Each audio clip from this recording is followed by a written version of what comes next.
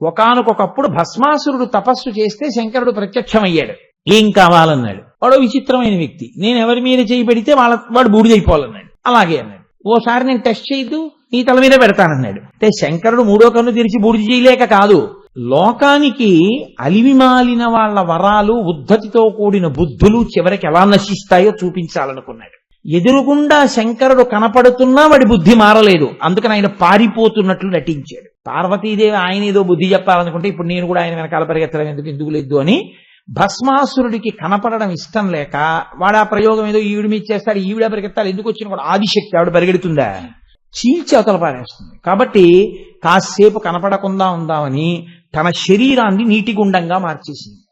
దాన్ని శరవణ తటాకం అంటారు. అది కైలాస పర్వతం మీద ఉంటుంది. ఇప్పుడు ఆవిడ శరీరమే తటాకం కింద ఉంది. ఇప్పుడు ఈ పిల్లాడు పుట్టే ముందు శరవణ తటాకంలో దూకి పైకొచ్చాడు పిల్లాడి కింద. అంటే ఆ శరవణ తటాకం అమ్మవారి శరీరం అయితే అమ్మవారి శరీరంలోంచే వచ్చాడా లేదా? కాబట్టి పార్వతీదేవికి కొడుకు అయ్యాడు. అందుకే మంత్రం ఇంకోటి ఉండదు, శరవణ భవ. అమ్మ పేరు మీదే ఉంటుంది ఆయనకి. అమ్మకి కొడుకు, భవ అంటే పుట్టినవాడు. ఆ మంత్రంకే ఆయన ఎంతో ప్రసన్నుడవుతాడు. షష్ఠి తిథి ప్రత్యేకించి సుబ్రహ్మణ్యేశ్వర స్వామి వారికి సంబంధించినటువంటి తిథి. కాబట్టి షష్ఠి తిథి నాడు సుబ్రహ్మణ్యోత్పత్తిని కానీ ఎవరైనా వింటే వాళ్ళ పిల్లలకి ఏవైనా ప్రమాదములు వస్తుంటే ఆ ప్రమాదములు తప్పిపోతాయి. పిల్లలు క్షేమంగా, సంతోషంగా, హాయిగా ఉంటారు. అందుకే పిల్లల యొక్క క్షేమం కావాలి అనుకున్న వాళ్ళు షష్ఠి తిథి నాడు తప్పకుండా సుబ్రహ్మణ్యోత్పత్తిని వినాలి. కానీ నేను మీతో ఒక యథార్థం మనవి చేస్తున్నాను. సుబ్రహ్మణ్యోత్పత్తిని సరిగ్గా అర్థం చేసుకోవడం కేవలంగా ఏదో ఒక గ్రంథాన్ని పట్టి వెళ్తే చాలా కష్టం. అనేక గ్రంథములను సమన్వయం చేసుకుంటే తప్ప అసలు సుబ్రహ్మణ్యోత్పత్తి విషయంలో ఒక స్పష్టమైనటువంటి అవగాహన ఏర్పడేటటువంటి అవకాశం ఉండదు. ఎందుకు అలా ఉంటుంది అంటే, మీకు ఎప్పుడైనా చాలా విశేషమైనటువంటి ఫలితాన్ని ఇవ్వాలనుకోండి, మీరు విశ్వాసంతో నిలబడగలిగిన శక్తి కూడా ఉండాలి. మీరు దాన్ని విశ్వసించి ఇది ఇలాగే ఉండి ఉండవచ్చు, ఇంకొకలా ఉండదు, కాబట్టే ఋషిప్రోక్తమైంది అని మీరు నమ్మి చదవగలిగితే మీకు ఫలితం వస్తుంది. ఆ విశ్వాసం విషయంలో కొద్దిగా ఊగిసలాట ఉందనుకోండి, ఫలితం కూడా ఊగిసలాటగానే ఉంటుంది మీకు. అందుకే శాస్త్రంలో ఉపనిషత్తు ఒక గంభీరమైన విషయాన్ని చెప్తుంది. ఏదైనా చాలా గొప్ప విషయాన్ని ప్రతిపాదన చేసేటప్పుడు చాలా నీచమైనటువంటి కథతో కలుపుతారు. ప్రత్యేకించి దేవీ భాగవతంలో తారాశశాంకం లాంటివి అందుకే వచ్చాయి. చదివితే ఇదేమిటి ఇలా ఉంది, ఉన్న భక్తి పాడైపోయేటట్టుంది అనిపిస్తుంది. కానీ దాని ఆంతర విషయం సుబోధకమైతే మాత్రం అబ్బా, ఋషి ఎంత గొప్ప విషయాన్ని ప్రతిపాదన చేశారా అనిపిస్తుంది. సుబ్రహ్మణ్యేశ్వర స్వామి వారి యొక్క అవతారం అంత తేలికగా అర్థమైపోయేటటువంటి విషయం కాదు. అనేక గ్రంథములతో సమన్వయం చేసుకుంటేనే దానికి ఒక పరిపూర్ణమైనటువంటి స్థితి వస్తుంది. కుమార సంభవము అని సుబ్రహ్మణ్యోత్పత్తికి ఒక పేరు. కుమార అన్న శబ్దం ఒక్క సుబ్రహ్మణ్యుడికే చెందుతుంది. కుమార, నా కుమారుడండి అంటాం, కానీ కుమార అన్న శబ్దం పరమేశ్వరుడి యొక్క పుత్రుడిగా ఒక్క సుబ్రహ్మణ్యుడిది. అందుకే కుమారస్వామి.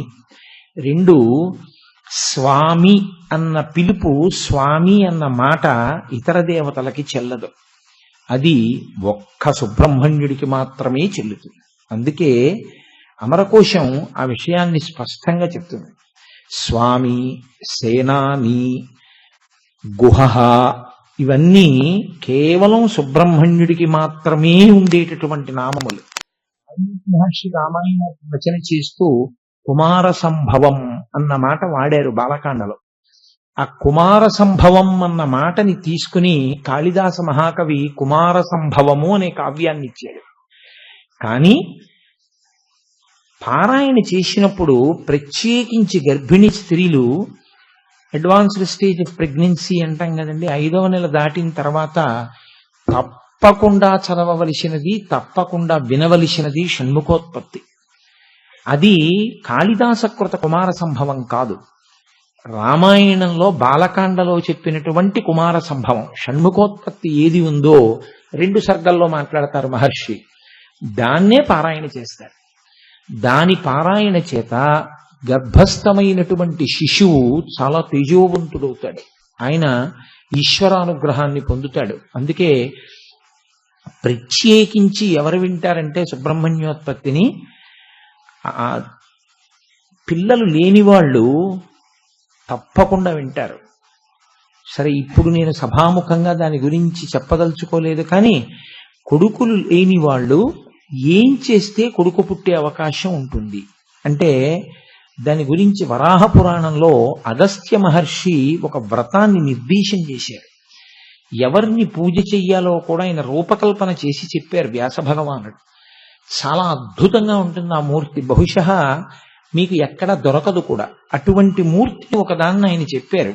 దానికి ఆయన పుత్రవ్రతము అని పేరు పెట్టారు. ఆ వ్రతం ఎవరైనా చేస్తే కొడుకు పుట్టి తీరుతాడు అని వ్యాసుడు అభయం ఇచ్చారు వరాహ పురాణంలో. అలాగే షష్ఠి తిథి నాడు ఎవరైనా సుబ్రహ్మణ్యోత్పత్తిని విన్నా, చదివినా, పారాయణ చేసిన వాళ్ళు పరిపూర్ణమైనటువంటి సుబ్రహ్మణ్యానుగ్రహాన్ని పొందుతారు. ఆ అనుగ్రహాన్ని పొందితే ఏమవుతుందంటే పిల్లలకి ఏ విధమైనటువంటి ఆపదలు రావు, బిడ్డలు రక్షింపబడతారు. బిడ్డల రక్షణ కోరుకునే వాళ్ళు తప్పకుండా షణ్ముఖోత్పత్తిని వినాలి. కాబట్టి షణ్ముఖోత్పత్తి మాత్రం అంత తేలికైన విషయం కాదు. ఎన్ని మలుపులు తిరిగిపోయిందో అసలు. మొట్టమొదటిసారి వింటున్న వాళ్ళైతే సుబ్రహ్మణ్యోత్పత్తిని అంతా వినేశాక మళ్ళీ చెప్పు అంటే కొంచెం తడబడతారు కూడా. అన్ని మలుపులు తిరుగుతుంది. అందుకే అసలు ఆయన ఆవిర్భావ సమయమునందు మొత్తం దేవతలతో సహా ఈ లోకమంతా ఉత్కంఠతో చూసింది. అంత ఉత్కంఠయందు, ఉత్కంఠ అంటే ఉత్ అంటే తలలెత్తడం, కంఠ అంటే ఇలా, అంటే అయ్య బాబోయ్ ఏమవుతుందో అని దేవతలతో కలిపి ప్రపంచం అంతా ఇలా చూసింది. జరుగుతుందా జరగదా అని. దేవతల అస్తిత్వం కాదు, ప్రపంచము యొక్క అస్తిత్వమే ప్రశ్నార్థకమైంది ఆయన పుట్టకపోతే. అంతటి మహానుభావుడైన. అందుకే ఎక్కడ సుబ్రహ్మణ్యోత్పత్తి చెప్తారో అక్కడ దేవసేన సంతోషిస్తుంది. దేవసేన ఎక్కడుంటుందో తెలుసా అండి? మనలోనే ఉంటుంది. మంచి గుణములు దేవసేన, చెడు గుణములు రాక్షస సేన. చెడు గుణములను పరిమార్చగలిగిన శక్తి ఎప్పుడు వస్తుందంటే దేవసేనకి మంచి నాయకుడు దొరికితే. లోపల ఉన్న మంచి గుణములు పటుత్వాన్ని ఎప్పుడు పొందుతాయంటే స్కందోత్పత్తి వింటే, సుబ్రహ్మణ్యోత్పత్తి వింటే. అందుకే పెద్దలు అసలు సుబ్రహ్మణ్యారాధన చేయకుండా ఉండరు. పైగా కుజదోషానికి విరుగుడు సుబ్రహ్మణ్యేశ్వర స్వామి వారి ఆరాధన ఒక్కటే. అంత గొప్పది ఆయన ఆరాధన. మురుగన్ మురుగన్ మురుగన్ అని మురుగన్ మరుమగన్ అంటారు వాళ్ళు. మురుగన్ మరుమగన్ అంటే మేనల్లుడు అల్లుడైనాడు అని. పార్వతీదేవి కొడుకు విష్ణుమూర్తికి మేనల్లుడు కదండి. విష్ణుమూర్తి పార్వతీదేవికి అన్నగారు. నేను తరచు మీతో అంటూ ఉంటాను, విష్ణువు ఆ తర్వాత అమ్మవారు పార్వతీదేవి అన్నా చెల్లెళ్ళు. కాబట్టి నారాయణ నారాయణి అటువంటి విష్ణువు తన కుమార్తెలైనటువంటి వల్లీ దేవసేనని ఆయనకిచ్చి వివాహం చేశాడు సుబ్రహ్మణ్యుడికి. అందుకని సుబ్రహ్మణ్యేశ్వర స్వామి వారి వలననే శైవము వైష్ణవము వియ్యం ఉంది. అందుకని మేనల్లుడు అల్లుడైనాడు అని చెప్పడం కోసం మురుగన్ మరుమగన్ అంటుంటారు ద్రవిడ దేశంలో. అంతటి మహానుభావుడు. ఆయన ఆవిర్భవించడానికి కారణం ఒక చోట పునాది పడలేదు, చాలా దూరంలో పడి ఆ తర్వాత ఆయన ఆవిర్భావానికి. ఒకానొకప్పుడు దితి కశ్యప ప్రజాపతిని అడిగింది, ఇంద్రుణ్ణి సంహరించే కొడుకు కావాలి అని ఆవిడ ఒకప్పుడు కోరుకుంది. కానీ దానిలో చిన్న దోషం వచ్చింది ఆవిడికి. గర్భంలో పిండం పెరుగుతోంది, ఇంద్రుణ్ణి చంపే కొడుకు కావాలని అడిగింది. నువ్వు దోషం లేని జీవితంతో ఉంటే వ్రతపరిసమాప్తి పర్యంతము నీకు అటువంటి కొడుకు పుడతాడన్నాడు కశ్యప ప్రజాపతి. అటువంటి కొడుకు కడుపులో పెరుగుతున్నాడు. ఇంద్రుడే ఆమెకి సేవ చేస్తున్నాడు. తల్లే అవుతుంది. అదితి కొడుకు ఇంద్రుడు. దితి ఇంద్రుణ్ణి చంపే కొడుకు కావాలని అడుగుతూ ఉంటుంది. ఎందుకంటే దితిపుత్రులందరూ దైత్యులు, అదితిపుత్రులు దేవతలు. దితి ఒకరోజు పడుకుంది. ఆవిడ పడుకున్నప్పుడు జుత్తు విరబోసుకుంది. జుత్తు కింద ముడి లేకుండా విచ్చుకుని ఉంటే కేశపాశం పరమ అమంగళకరం. అప్పుడు ఎటువంటి ఉగ్రభూతములైనా ఆవహిస్తాయి స్త్రీని అని శాస్త్రం చెప్తోంది.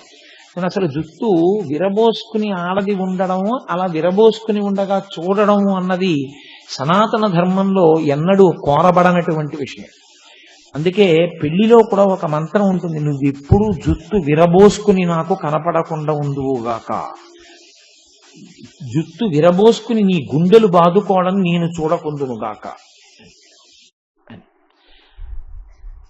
నేను చెప్పక్కర్లేదు అటువంటి పరిస్థితి ఎప్పుడు ఉత్పన్నం అవుతుంది అన్నది నా నోటితో కూడా నేను ఉచ్చరించక్కర్లేదు. ఆయన నేను చూడను అటువంటి పరిస్థితి అన్నాడు అంటే వాళ్ళిద్దరూ కలిసి, ఆవిడ అలా ఏడవవలసింది, ఆయన చూడకూడదు అంటే సంతానమునకు ఏ రకమైనటువంటి బాధ రాకూడదు. అటువంటి స్త్రీ అన్ని నియమపాలనం చెయ్యవలసి ఉంటుంది, ప్రత్యేకించి గర్భిణిగా ఉన్నప్పుడు. ఆమె గడప మీద తల పెట్టుకుని కాళ్లవేపు తల, తలవేపు కాళ్ళు పెట్టి కేశపాశాన్ని విరబోసుకుని పడుకుంది. ఇప్పుడు శౌచం పోయింది, చెయ్యకూడని పని చేసింది. ఇంద్రుడు ఆమె గర్భంలోకి ప్రవేశించి పిండాన్ని నరికేశాడు. వాళ్ళు ఏడుస్తున్నారు. ఏడుస్తుంటే ఇంద్రుడు అన్నాడు, మారుదహ మారుదహ అన్నాడు. ఏడవకండి ఏడవకండి అంటూ నరుకుతున్నాడు పిండాన్ని. దితి తెలుసుకుంది, ఓ నేను తప్పు చేశాను, ఇంద్రుడు లోపలికెళ్ళి పిండాన్ని నరికేస్తున్నాడు. ఆవిడంది, నీ తమ్ముళ్ళు కదా, ఎలాగో నరికేశావు, 7 ముక్కలైపోయారు వాళ్ళు, వాళ్ళకి నువ్వేదైనా పదవులు ఇయ్యి అని అడిగాను. అంటే ఆయన అన్నాడు, తప్పు చేశారు, నరికేశాను, ఇక వాళ్ళు నన్ను చంపలేరు, కాబట్టి ఇప్పుడు ఆ 7 ముక్కలైన పిండాన్ని 7గురిగా నువ్వు ప్రసవించు, ఆ 7గురికి మరుత్తులు అనబడేటటువంటి పదవులు ఇస్తాను, వాళ్ళు వాయువు మీద అధికారం కలిగి ఉంటారు, అందుకే సప్తమరుత్తులయ్యారు వాళ్ళు. దితికి బాధ ఉండిపోయింది కడుపులో. ఇంద్రుణ్ణి చంపుదామన్న కొడుకుని కనాలి అని నేననుకుంటే ఇంద్రుడి చేతిలో చనిపోయే కొడుకు నాకు కొడుకులు పుట్టారు. ఇంద్రుణ్ణి ఓడించగలిగిన కొడుకు పుట్టడా? ఆమె కశ్యప ప్రజాపతిని అడిగింది. ఎప్పుడూ కశ్యపుణ్ణి అడుగుతారు. ఎందుకు అడుగుతారు అంటే ఆయన భర్త, యోమే భర్త సమే గురుహు. ఒక నోము కానీ ఒక వ్రతం కానీ స్త్రీ చేస్తే ఎవరి కొరకు అని అడిగింది శాస్త్రం. 2గా విభాగం చేసింది. వివాహ పూర్వం చేసినటువంటి నోములు వ్రతాలు తండ్రి తల్లి చేయించాలి. వివాహానంతరం ఏ నోము ఏ వ్రతం అసలు తల్లిని తండ్రి చేయించమని ఏ అత్తవారు అడగకూడదు. ఎందుకో తెలుసా అండి? ఆ నోము ఆ వ్రతం కేవలం భర్త గురించే చేస్తున్నారు, కేవలం భర్త గురించి చేస్తుంది. కాబట్టి స్వచ్ఛందంగా పుట్టింటి వారు చేయిస్తారు ఒక్కొక్కసారి. ఎందుకంటే కూతురికి చతుర్థి విభక్తి వేసి కన్యాదానం చేయరుగా, వాళ్ళ పిల్లై, అందుకని అధికారం ఉంటుంది, చేయిస్తారు. కానీ నోములు వ్రతాలు పెళ్ళయ్యాక ఎందుకు పడుతుంది అంటే భర్త ఔన్నత్యం కోసం, అత్తింటి వారి ఔన్నత్యం కోసం చేస్తుంది నోములు వ్రతాలు ఆడపిల్ల. వివాహ పూర్వం మంచి భర్త కోసం చేస్తుంది, మంచి భర్త కోసం తండ్రి గారు చేయిస్తాడు. భర్త ఔన్నత్యం కోసం, తన వంశం ఔన్నత్యం కోసం మామగారు చేయిస్తాడు. అందుకని వివాహానంతరం కోడలితో మంచి నోములు వ్రతాలు చేయించవలసినటువంటి కర్తవ్యనిష్ట మామగారిది. అందుకని ఇప్పుడు దితి కూడా నోము చెయ్యాలి, ఒక వ్రతం పట్టాలి. ఇంద్రుణ్ణి ఓడించగలిగిన కొడుకు కోసం ఎవరిని అడగాలి? భర్తనే అడుగుతుంది. భర్తకి నమస్కరించకుండా, భర్త అనుమతి తీసుకోకుండా నోము కాని వ్రతం కాని చేస్తే దానికి ఫలితం ఇవ్వరు. ఎందుకంటే ఆ ఫలితం ఆయనకే కదా వెడుతుంది, మరి నేను ఆయన అనుమతించాలి. కాబట్టి ఆవిడ కశ్యపుణ్ణి అడిగింది. కశ్యపుడు అన్నాడు, 10,000 సంవత్సరములు తపించగలవా ఈశ్వరుడి కొరకు అన్నాడు. తపిస్తాను. అయితే తపించు, ఆయన తపస్సుకి మార్గం చెప్పాడు. ఆవిడ 10,000 సంవత్సరములు తపించింది. వజ్రాంగుడు అని కొడుకు పుట్టాడు. అంటే ఆయన శరీరము వజ్రమే, వజ్రం వజ్రేన భిన్నయేత్. ఇంకసలు ఆయన శరీరాన్ని కూడా ఎవ్వరూ చెనకలేరు అంతటి మహాబలవంతుడు పుట్టాడు. ఇప్పుడు అతనికి ఇంద్రుణ్ణి చెనకడం పెద్ద కష్టం ఏమిటి? కాబట్టి ఇంద్రుణ్ణి ఓడించాడు. తల్లి అంత బోధ చేసింది ఆయనకి. నీకు పూర్వం నీ అన్నలు నా కడుపులో ఉండగా ఇంద్రుడు నా కడుపులో ప్రవేశించి వాళ్ళని నరికేశాడు. కాబట్టి నువ్వు ఇంద్రుణ్ణి ఓడించాలంది. ఆయన వెళ్ళి ఇంద్రుణ్ణి ఓడించి ఇంద్రుణ్ణి తీసుకొచ్చి కారాగారంలో పెట్టాడు. ఇప్పుడు దేవలోకం పరిస్థితి, సృష్టిని అలా ఉంచడం కోసం చతుర్ముఖ బ్రహ్మగారు కశ్యప ప్రజాపతితో కలిసి వచ్చాడు. కశ్యప ప్రజాపతి బ్రహ్మజ్ఞాని. ఆయనది తండ్రితనం అయినా ఆయనది ఎలా ఉంటుందో తెలుసా అండి? అలా ఇంద్రుడి జోలికి వజ్రాంగుడు వెడితే పొంగిపోవడం, ఈ భార్య సంతోషిస్తే ఈ భార్య సంతోషించాలండం, ఆ భార్య సంతోషించాలండం, దీనికి పూర్తి అతీతంగా ఉంటాడు కశ్యపుడు. అందుకని అట్లాంటి కొడుకు కావాలంటే దితికి మార్గం చెప్పాడు. అయ్యయ్యో ఇంద్రుడు లేకపోతే ఎలాగంటే బ్రహ్మగారితో కలిసి వచ్చాడు. కలిసి వచ్చి వజ్రాంగుణ్ణి అడిగాడు, ఇంద్రుడికి బంధించేవేమిట్రా? ఇంద్రుడు లేకపోతే వ్యవహారాలు నడవవు కొన్ని, కాబట్టి ఇంద్రుడిని విడిచిపెట్టావు అన్నాడు. అంటే ఆయన అన్నాడు, ఇంద్రుణ్ణి ఓడించాలనుకున్నాను, ఓడించాను. ఇంద్రుణ్ణి కారాగారంలో పెట్టాలనుకున్నాను, పెట్టాను. ఇప్పుడు నా కీర్తి నాదేగా ఇంద్రుణ్ణి ఓడించేశానని. కానీ ఎలాగో వచ్చారు, బ్రహ్మగారు వచ్చారు, మహానుభావుడు కశ్యప ప్రజాపతి వచ్చారు. నాకు తత్వజ్ఞానం వచ్చేటట్టుగా నన్ను అనుగ్రహిద్దురు అన్నాడు. చాలా గొప్ప మాట కదండి. ఒక రాక్షసుడు అట్లాంటి మాట అడగడం చాలా ఆశ్చర్యకరం. ఇంద్రుడి యొక్క ఓటమి పూర్తవగానే వజ్రాంగుని యందు అటువంటి భావన పడసూపింది. బహుశా ఆమె తపస్సు కారణం, కశ్యప ప్రజాపతి యొక్క వీర్యము కారణం. కాబట్టి ఇప్పుడు నాకు తత్వజ్ఞానం కావాలని బ్రహ్మగారిని అడిగాడు. బ్రహ్మగారు అన్నారు, నీకు తత్వజ్ఞానం కావాలి అంటే అసలు ముందు ఒక్కటే మార్గం, సత్వగుణావలంబకుడవు కావాలి. ఎప్పటికప్పుడు రజోగుణాన్ని తమోగుణాన్ని పరిశీలించి చాలా జాగ్రత్తగా దూరం చేస్తూ ఉండాలి. అలా సత్వమునందు నిలబడితే తత్వము ప్రకాశిస్తుంది అన్నాడు. ఆయన సత్వమునందు నిలబడి రజోగుణాన్ని తమోగుణాన్ని విడిచిపెట్టే ప్రయత్నం ప్రారంభం చేశాడు. కాబట్టి కోరిక అసలు పెట్టుకోవడం మానేశాడు. ఇప్పుడు ఆయనకి ఇంద్రుణ్ణి జయిద్దాం కోరిక లేదు, ఈ కామ్యములు అనుభవిద్దాం ఆయనకి కోరిక లేదు. ఎప్పుడు ఈశ్వరుని ఆరాధన చేస్తూ ఉంటాడు. ఒక ఋషి జీవితాన్ని ప్రారంభం చేశాడు వజ్రాంగుడు. ఆయన మారాడేమో కానీ ఆయన భార్య వరాంగి అని ఉంది, ఆవిడకి మార్పు రాలేదు. లోకంలో చాలా చిత్రంగా ఉంటాయి అనుబంధాలు. ఇప్పుడు ఒకరితో కలిసి జీవితాన్ని పంచుకోవడం వల్ల ఆయన పొందినటువంటి అనుగ్రహాన్ని ఆవిడ కూడా పొందుతుందా అంటే చెప్పడం కష్టం. ఒక్కొక్కసారి భర్త చాలా గొప్పవాళ్లా కనపడతాడు, కానీ అసలు నిజంగా పరిణతంతా భార్య యందు ఉంటుంది. ఆవిడ పొందిన స్థితిని ఆయన పొందలేడు. తిరు నీలనక్క నాయనార్ జీవితం అలా ఉంటుంది. రామదాసు గారి జీవితం మొదట చెప్పినట్టుంటుంది. రామదాసు గారికి అన్నం పెట్టింది, రామదాసు గారి వెంటుంది, కష్టసుఖాల్లో పాలు పంచుకుంది. ఎప్పుడు రామదాసు గారు వైకుంఠం నుంచి విమానం వచ్చింది అంటుండేవారు. అంటుంటే అలాగే లేండి అంటుండేది ఆవిడ. ఆయనకి అదే పలవరింత. నిజంగా విమానం రాని వచ్చిందో రోజున ఆయన అన్నారు, ఉషే వైకుంఠం నుంచి విమానం వచ్చింది, ఎక్కువసేపు ఉండదు కదా, ఎక్కేస్తున్నాను రా అన్నారు. ఆవిడంది, ఇలాగే అంటారులే అని చల్ల చేస్తున్నాను, మీరు ఎక్కి వెళ్ళండి నేను వస్తాను. ఆయన ఎక్కేశారు. ఆయన రామనామం చెప్తున్నారు, పుష్పక విమానం ఎగిరిపోయింది ఆకాశంలోకి. భద్రాచలంలో అందరూ చూశారండి. అది అసలు రామదాసు గారి కథ.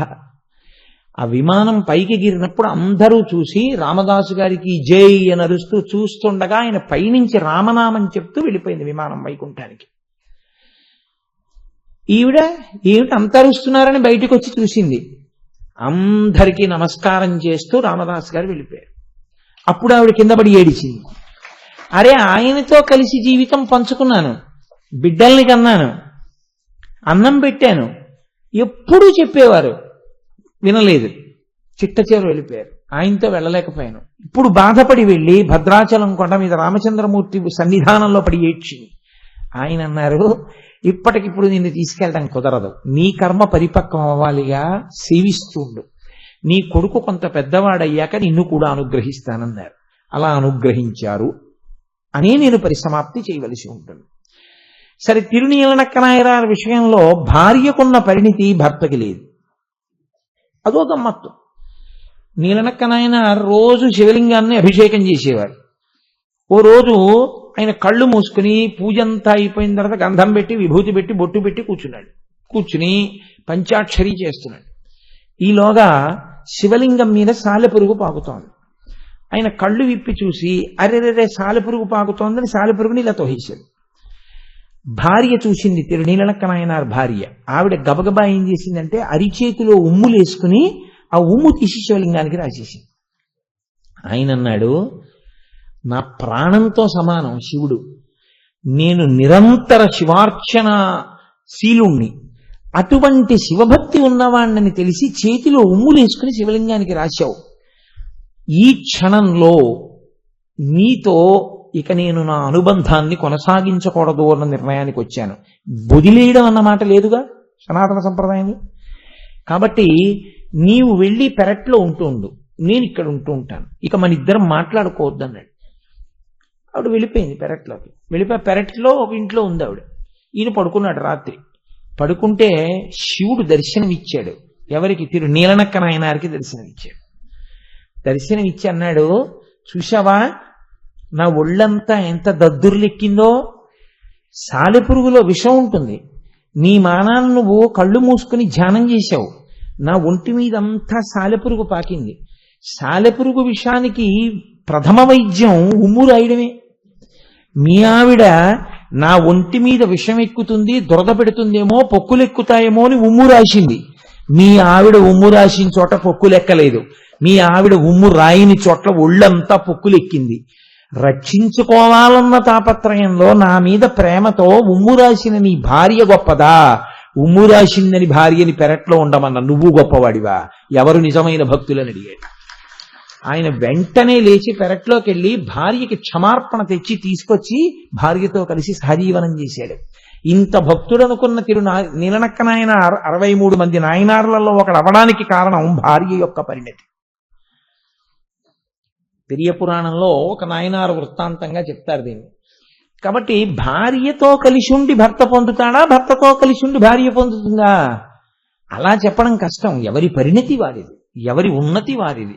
అలా ఒకరితో ఒకరు కలిసి ఉన్నారని, ఒకరు పొందిన అభ్యున్నతి వారు పొందాలి అని తీర్పులు చెప్పడం కష్టం. ఎవరు ఆంతరమనందు పైనున్నారో ఎవరికి తెలుసు? కాబట్టి కశ్యప ప్రజాపతి ఎలా చెప్పాడో అలా ఈమె చేసిన చివరకు వచ్చేటప్పటికేమైంది? ఇంత మార్పు చెందినటువంటి వజ్రాంగుడు సత్వగుణావలంబకుడైన బ్రహ్మగారు చెప్పారని వరాంగికి మాత్రం మార్పు రాలేదు. ఎక్కడి నుంచి వెళ్ళానో అక్కడికి రావాల్సిందండి మీరు కూడా. నేను ఎక్కడి నుంచి వెళ్ళిపోయాను? వజ్రాంగుడు మారడం, వరాంగి మారకపోవడం దగ్గర మారాను. మీరు అక్కడికి రండి మళ్ళీ. కాబట్టి ఇప్పుడు ఒకనాడు వరాంగిని ఆయన అడిగాడు, నీకేం కావాలి అని అడిగాడు. అడిగితే ఆవిడంది, నేను ఒక కోరిక కోరుతాను, నాకు నువ్వు అటువంటి కుమారుణ్ణి అంది. ఎటువంటి కుమారుడు కావాలి? అపారమైనటువంటి బలపరాక్రమములున్నవాడు. సరి, హరిని బాధ పెట్టగలిగిన వాడు.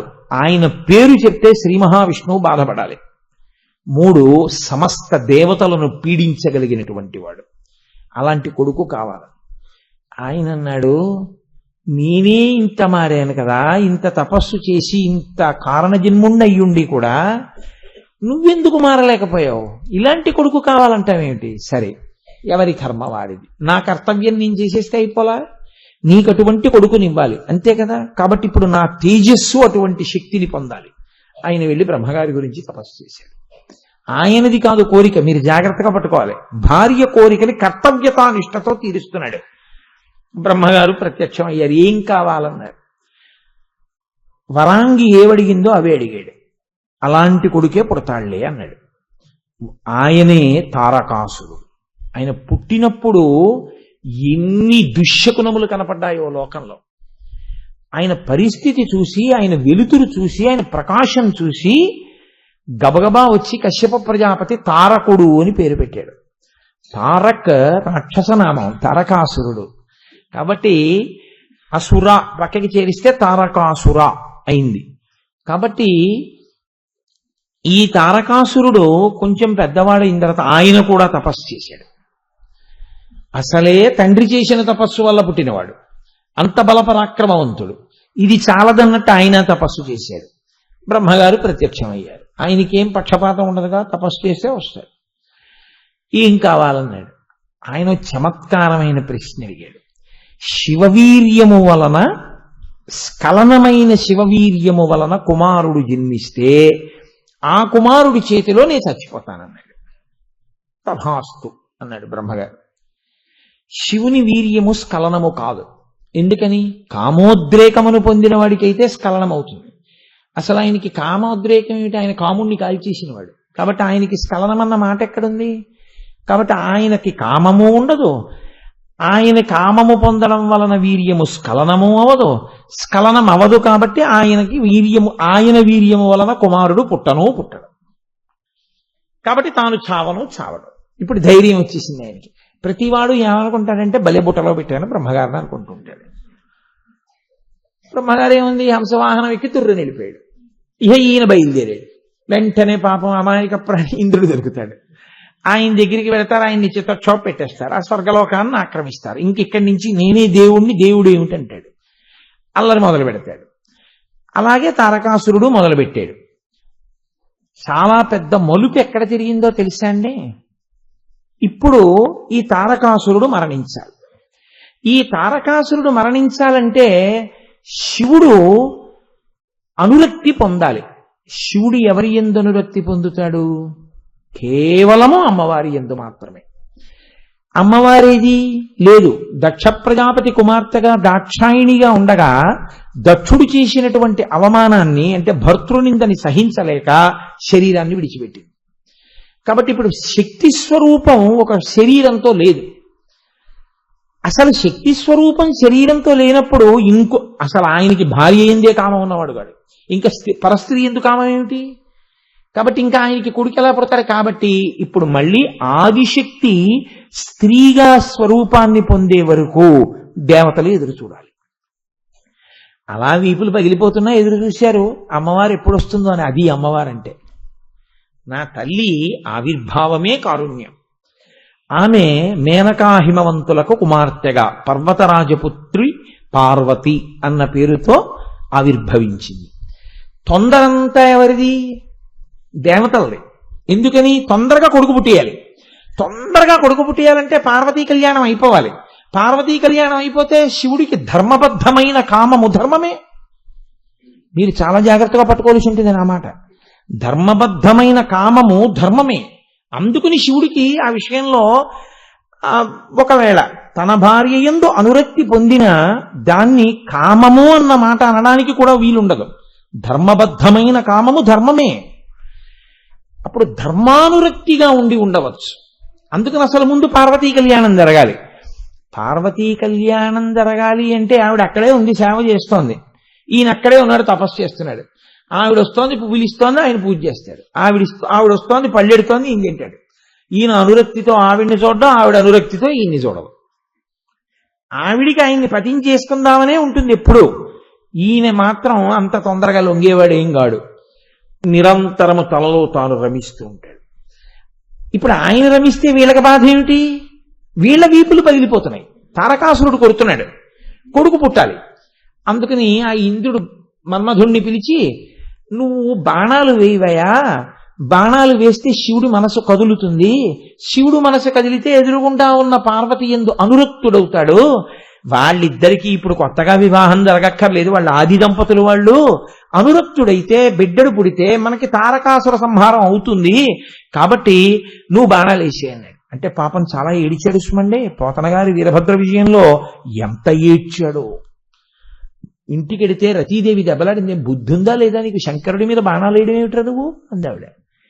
ఎంత ఏడ్చాడో తెలుసా అండి. ఒకవేళ నిజంగా నేను శివుణ్ణి గెలిచి ఇంటికి వస్తే నా తండ్రి విష్ణు ఒప్పుకుంటాడా? శివుడి మీద బాణం ఎందుకు వేసామని అడగడా? శివకేశవ అభేదాన్ని పోతన గారు అంత పండించారు వీరభద్ర విజయంలో. సరే, వింటాడా ఇంద్రుడు? తన పని తనకు అయిపోవాలి. నీకు నేను లేనా? అదిగో నీకు వెనకాల రావడానికి చిలకలు లేవా? అకస్మాత్తుగా వసంత ఋతువు వచ్చేదా? మనస్సుకు ఉల్లాసం కలగడానికి ముందు వీళ్ళందరూ పనిచేయరా, నీకేం పర్వాలేదు, నీ వెనకాల మేమందరం ఉన్నాం వెళ్ళన్నారు. వెళ్ళాడు బాణాలు వేశాడు. బాణాలు ఎక్కడ వేశాడు? ఒకటి వేశాడు. శివుడికి అది తగలగానే ఆయన మనస్సు కించిత్ వికారమును పొందినదేమో, ఏకాగ్రత భంగమైందేమో అని ఆయనకు అనుమానం వచ్చింది.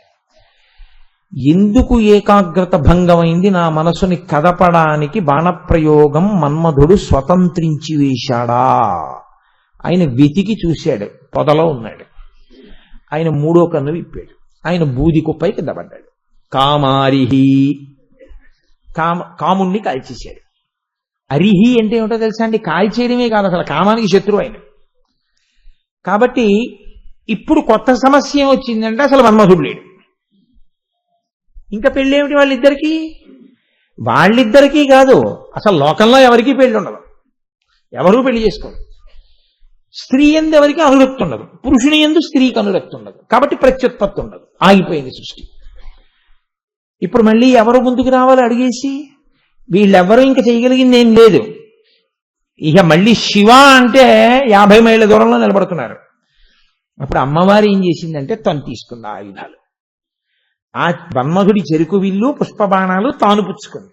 శివకామ సుందరి అయి కాముణ్ణి కాల్చిన వాణ్ణి పెళ్లిపీటల మీదకి తీసుకొచ్చి కూర్చోబెట్టింది. అది కూడా అంత తేలిగ్గా అయిపోయిందని మీరు అనుకోకండి.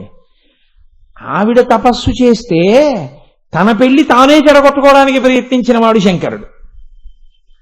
ఆయన అంత గాంభీర్యం ఉన్నవాడు. ఎందుకంటే తీరా ఆవిడ తపస్సు మొదలెట్టింది, పరమశివుడు అనుగ్రహించి ఇచ్చు, కానీ ఆయన బాహ్య సౌందర్యమునకు లొంగేవాడు కాడు, అంతఃసౌందర్యమునకు లొంగుతాడు. కాబట్టి ఇప్పుడు ఆవిడ పైన అందానికి ఆవిడ వెంపర్లాడలేదు, అపర్ణ అయిపోయింది.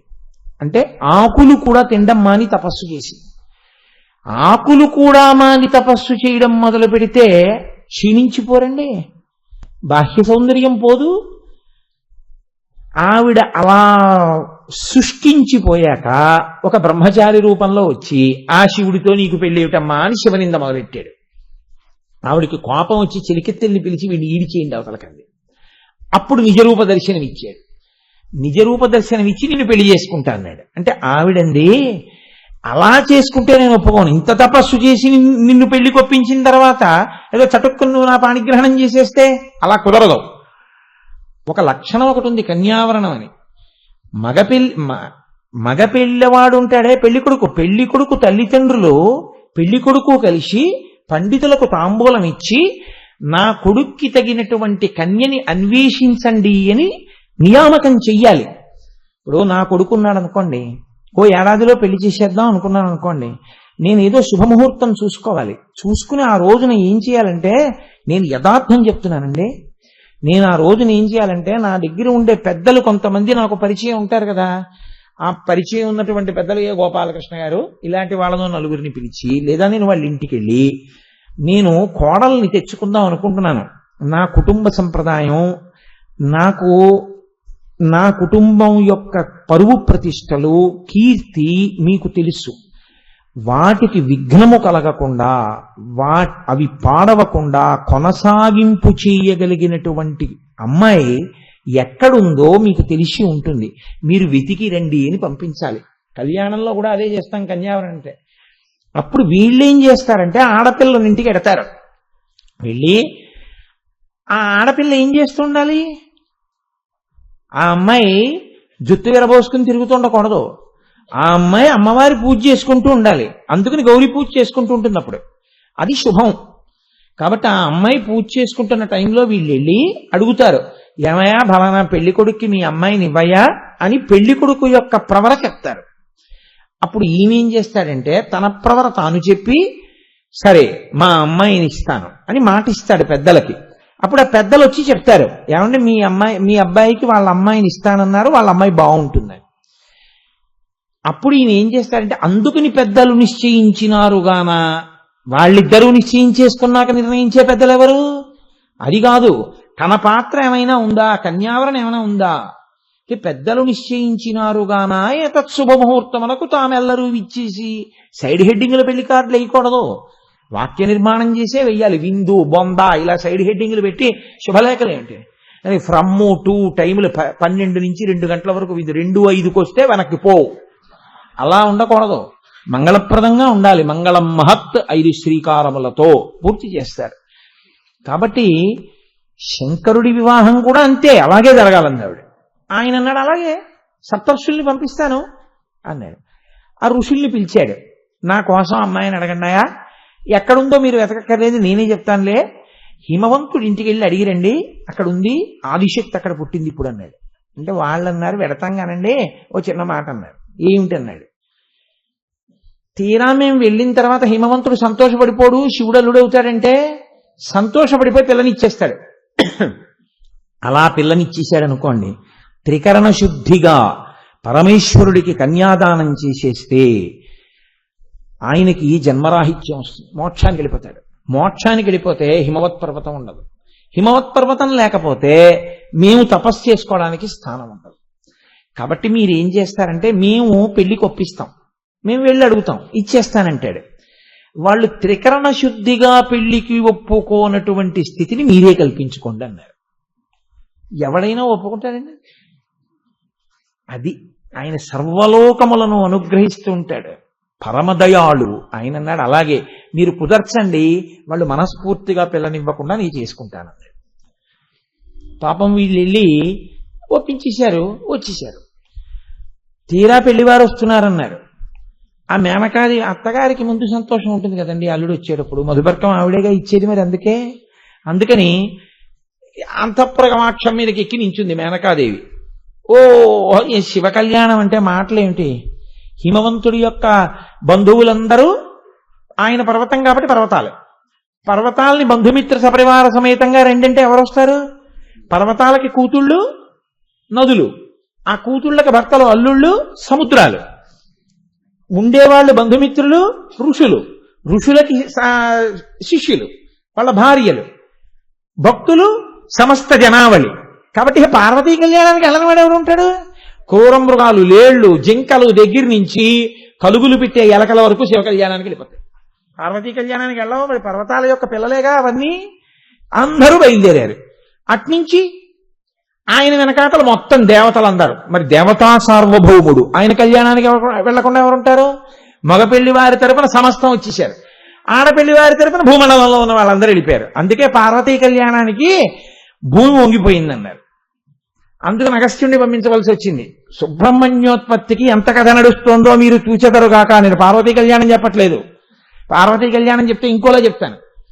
కాబట్టి ఇప్పుడు పరమశివుడు వస్తున్నాడు, పెళ్లి కొడుకు చూడాలి. ఏదో పొద్దున్న కాసిన పాలు దాగి నించింది ఆవిడ గవాక్షంలో. వెళ్ళిపోతున్నారు.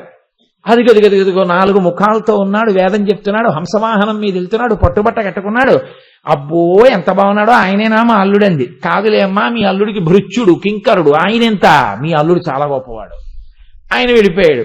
సూర్యుడు వచ్చాడు, చంద్రుడు వచ్చాడు, దేవతలు వచ్చారు, ఋషులు వచ్చారు, శ్రీ మహావిష్ణువు వచ్చారు, అందరూ వెళ్ళిపోతున్నారు. నారదుడు పక్కన నించున్నాడు. సాయంకాలం అయింది, తెల్లవారకట్ట నించున్నారు. ఎంతమంది వచ్చారో ఆలోచించండి. అదే పెద్ద పెరేడ్ కింద వెళ్ళిపోతున్నారు పెళ్లి మంటపంలోకి. ఏడయ్యా నా అల్లుడంది ఆవిడ. అడుగునమ్మా వస్తున్నాడు, వెనకాతలు వస్తాడు, నీకు చూపిస్తానన్నారు. చిట్ట చివర దిగంబరుడై భూత ప్రేత గణాలని పెట్టుకుని ఒక ఆయన వెర్రినాట్యం ఆడుకుంటూ వస్తున్నాడు. ఆవిడ అడగలేదు ఈయనేనా మా అల్లుడని. నారదుడు అన్నాడు ఆయనే మీ అల్లుడని వెళ్ళిపోయాడు. ఆవిడేం చేసిందంటే ఇంకొక మారు చూసి తానే సిగ్గుపడిపోయి గబగబా కిందకెళ్ళి పార్వతీదేవినంది, నీకు వాడు దొరికాడే తపస్సు చేసి, ఇంకొకసారి పెళ్లి చేసుకుంటానాయన అన్నావు, నిన్ను చంపి నేను చచ్చిపోతానంది. యథార్థం అండి, పురాణంలో అలాగే అంది. ఆవిడ మనసు మార్చడానికి అరుంధతీదేవి పూనుకోవలసి వచ్చింది. ఇంత చేసినా ఆవిడకి అనుమానమే, ఎంత అందగాడిగా వచ్చాడో తర్వాత అసలు పెళ్లి కొడుగ్గా వచ్చినా ఆవిడికి ఇంకా పాత విషయమే తిరుగుతోంది.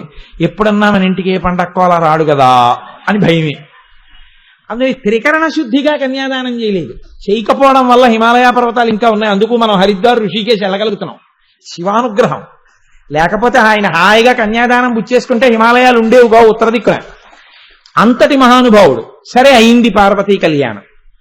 ఇప్పుడు పార్వతీ కళ్యాణం అయిపోయి తారకాసురుడు అలాగే ఉన్నాడు ఉస్మండి, వాడు కొడుతూనే ఉన్నాడు. పార్వతీ కళ్యాణం అయిపోయింది.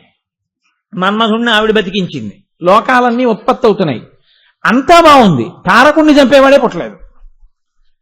ఇప్పుడు పార్వతీ పరమేశ్వరులిద్దరూ కూడా అంతఃపురంలో ఏకాంతమునందు క్రీడిస్తున్నారు. పురారామ కృతోద్వాహో నీలకంఠో మహాతపాః దృష్ట్వా చ స్పృహయా దేవీ మైథునాయోపచక్రమే అంటారు మహర్షి. ఎంత గొప్ప మాటలేస్తారో తెలుసా అండి. పురారామ కృతోద్వాహో నీలకంఠో మహాతపాః, 3 ముళ్ళు వేసిన తరువాత మాత్రమే కామానురక్తి కలిగింది శివుడికి. ఆవిడ ఆదిశక్తి అయినా ఎప్పటి నుంచో ఆయన భార్య అయినా ఇప్పుడు కూడా 3 ముళ్ళు వేస్తే తప్ప ఆయన కామంతో చూడడం.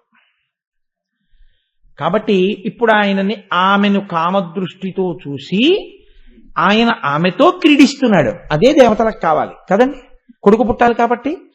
అప్పటికి అలా వాళ్ళిద్దరూ క్రీడించడం మొదలుపెట్టి 100 దివ్య సంవత్సరాలు అయ్యాయి. మామూలు మన లెక్కలో సంవత్సరాలు కావు, దివ్య సంవత్సరములు 100 సంవత్సరములు. అసలు బయటికే రాలేదు వాళ్ళిద్దరు. ఇంతలో దేవతలందరూ సభ పెట్టి బ్రహ్మగారి దగ్గరికి వెళ్ళారు. వాళ్ళు ఏమంటారని మనం అనుకుంటాం. వాళ్ళు ఏమనాలి?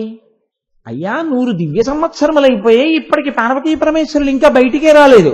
ఆవిడ గర్భం ఎప్పుడు ధరిస్తుంది, ఆవిడకి పిల్లాడు ఎప్పుడు పుడతాడు, ఎప్పుడు మా వీపులు మళ్ళీ బాగుపడతాయి అని కదా అడగాలి. వాళ్ళన్నారు బ్రహ్మగారితో, విచిత్రమైనటువంటి ఆలోచన వచ్చింది దేవతలకి. ఊరే పరమశివుడు మహాభూతం, మహాభూతం అంటే పిశాచాలవి అనుకోకండి, అద్భుతమైనటువంటి స్థితి. ఆ తేజస్సు అనన్య సామాన్యం. దానికి తోడు ఆదిశక్తి, ఆమె అనన్య సామాన్యం. ఇప్పుడు ఈ 2 కలిస్తే చూడ్డానికి కళ్ళు చాలవు.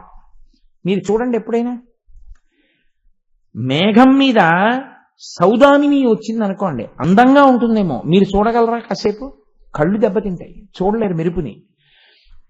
కాబట్టి ఇప్పుడు వాళ్ళిద్దరి కలయికకి ఇంకొక మహాభూతం ఆవిర్భవిస్తే, ఇంకొక తేజోవంతమైన ప్రాణి వస్తే అసలు మనం తట్టుకోగలమా? మనం చూడగలమా? అటువంటి భూతమును ఈ సృష్టి ముయ్యగలదా? వీళ్ళకి ఎందుకు చెప్పండి, వీళ్ళకి అటువంటి ఆలోచన వచ్చింది. కాబట్టి వాళ్ళు అన్నారు, అవును రోయ్, చాలా గొప్ప ఆలోచన, మనం వెంటనే కైలాసానికి వెళ్ళి శంకరుణ్ణి పిలుద్దాం. ఆర్తత్రాణపరాయణుడు కనుక ఎలుగెత్తి అరిస్తే బాధతో ఆయన బయటకు వచ్చేస్తాడు. బయటికి వచ్చేశాక మనం ఆయనతో ఒక మాట చెప్దాం, అయ్యా నీ భార్యతో క్రీడించవద్దు, వీరొక మహాభూతము ఆవిర్భవిస్తే మేము తట్టుకోలేం, అందుకని మీరు వెంటనే మీ తేజస్సు మీ యందే నిలబెట్టుకుని మీ ఇద్దరూ తపస్సుకు వెళ్ళిపోండి అని చెప్దాం. అయితే అలాగే బ్రహ్మగారితో సహా దేవతలందరూ బయలుదేరి శంకరుడి యొక్క కైలాసం దగ్గర నిలబడ్డారు. సరే, ఇక్కడ నేను మీకు మళ్ళీ ఇంకొక విషయాన్ని చెప్పవలసి ఉంటుంది, చెప్పకపోతే అది పూర్తవుతుంది. అదే నేను మీతో చెప్పింది, మీ మలుపులు తిరిగిపోతున్నాయి. అసలు దేవతలు ఇలా ఎందుకు అడగాలి? ఇలా అడుగుతారు అని మనం ఊహించం కదా కథకున్న నేపథ్యంలో. అదేం ఆలోచన వాళ్ళు అలా ఎందుకు అడుగుతున్నారు శంకరుణ్ణి అంటే, దానికి ఒక పెద్ద చమత్కారం ఒకటి ఉంది. ఒకానొకప్పుడు బ్రహ్మమానసపుత్రుడు సనత్కుమారుడు, సనక సనందనాదులు అంటాం కదండి, 4 బ్రహ్మజ్ఞానుల్లో సనత్కుమారుడు ఒకడు. ఆయన పుట్టుకతో బ్రహ్మజ్ఞాని, ఎప్పుడూ పిల్లవాడిగానే ఉంటాడు. ఆయన ఒకరోజు నిద్రపోతుంటే ఆయనకి కల వచ్చింది. అసలు కల రాదు వాళ్ళకి, ఎందుకో తెలుసా అండి? కలకి సాక్షి, నిద్రకు సాక్షి, వాళ్ళు ఎప్పుడూ తురీయావస్థలో ఉంటారు. ఆయన కలయందు ఆ కలని చూసి ఉద్రేకపడ్డాడు. అంటే అవస్థలోకి జారాడా లేదా? అరే ఇలా ఎందుకు జరిగింది, నాకు కల రావడం ఏమిటి, నేను ఆ కలలో ఉద్రేకపడడం ఏమిటి ఆ కల అంటే, రాక్షస సైన్యములు దేవతా సైన్యమును బాధపెడుతున్నట్టు తాను దేవతా సైన్యమునకు నాయకత్వం వహించి రాక్షస సైన్యాన్ని ఓడిస్తున్నట్టు.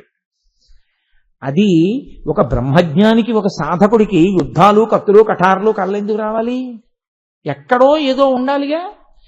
మీరు దేని గురించి బాగా ఆలోచించి పడుకున్నారో సాధారణంగా అది కలగా వస్తూ ఉంటుంది. మనసులో ఎక్కడో ఉండిపోయినటువంటి ఆలోచనలే కలలుగా వస్తుంటాయి. నేనెప్పుడు యుద్ధాల గురించి ఆలోచించలేదే. ఆలోచనలకు అతీతంగా ఉండే నాకు యుద్ధం గురించి కల ఏమిటి? అడగాలి నాన్నగారిని. కాబట్టి ఆయన తండ్రి చతుర్ముఖ బ్రహ్మగారి దగ్గరికి వెళ్ళాడు. వెళ్ళి, నాన్నగారు నాకు రాత్రి కల వచ్చింది, అందులో దేవతా సైన్యానికి నేను అధ్యక్షం వహించాను, యుద్ధం చేశాను, రాక్షస సైన్యాన్ని ఓడించాను, నాకు ఇలా కల ఎందుకు వచ్చిందని అడిగాడు. అడిగితే బ్రహ్మగారు అన్నారు, వెనకటి జన్మలో నువ్వు ఒక బ్రాహ్మణుడిగా జన్మించావు, వేదం అంటే నీకు అపారమైనటువంటి నమ్మకం, నువ్వు ఆ వేదాన్ని ఎంతో నిష్ఠతో చదివావు, వేదాంతర్గతముగా కొన్ని కథల్లో వేద ప్రమాణాన్ని, వేదాన్ని నమ్ముకున్న దేవతల్ని, వేదాన్ని నమ్ముకున్న బ్రాహ్మణుల్ని, యజ్ఞయాగాది క్రతువుల్ని, భక్తులైన వారిని రాక్షసులు ఇబ్బంది పెట్టారు అని 10 మాటలు చదివి, ఈ దిక్కుమాలిన రాక్షసుల్ని చంపేయాలి నేను దేవసేనకు అధ్యక్షం వహించి అని వ్యగ్రత పడ్డావు. ఆనాడు నువ్వు పడ్డ వ్యగ్రత అలా ఉండిపోయి జీవుని యందు ఇవాళ కలగా బయటకు వచ్చింది. అంటే ఆయన అన్నాడు, నాన్నగారు ఆ భావన ఇప్పటికీ ఉండిపోయిందా అన్నాడు. అనుభవిస్తే తీరిపోతుంది కదూ, కాబట్టి దేవసేనకి నువ్వు అధ్యక్షం వహిద్దుగాని విలే అన్నాడు. అలాగే నాన్నగారు అన్నాడు సనత్కుమారుడు. అని ఆయన వచ్చేసాడు. ఆయన బ్రహ్మజ్ఞాని. బ్రహ్మజ్ఞానికి ఇది చేస్తున్నాను ఇది చెయ్యట్లేదు అని ఉండదు, ఆయన అన్నిటికీ అతీతావస్థలో ఉంటాడు. కాబట్టి ఆయన వచ్చి కూర్చున్నాడు. కూర్చుంటే పార్వతీ పరమేశ్వరులకు బ్రహ్మజ్ఞానులంటే మహా ఇష్టం వాళ్ళకి.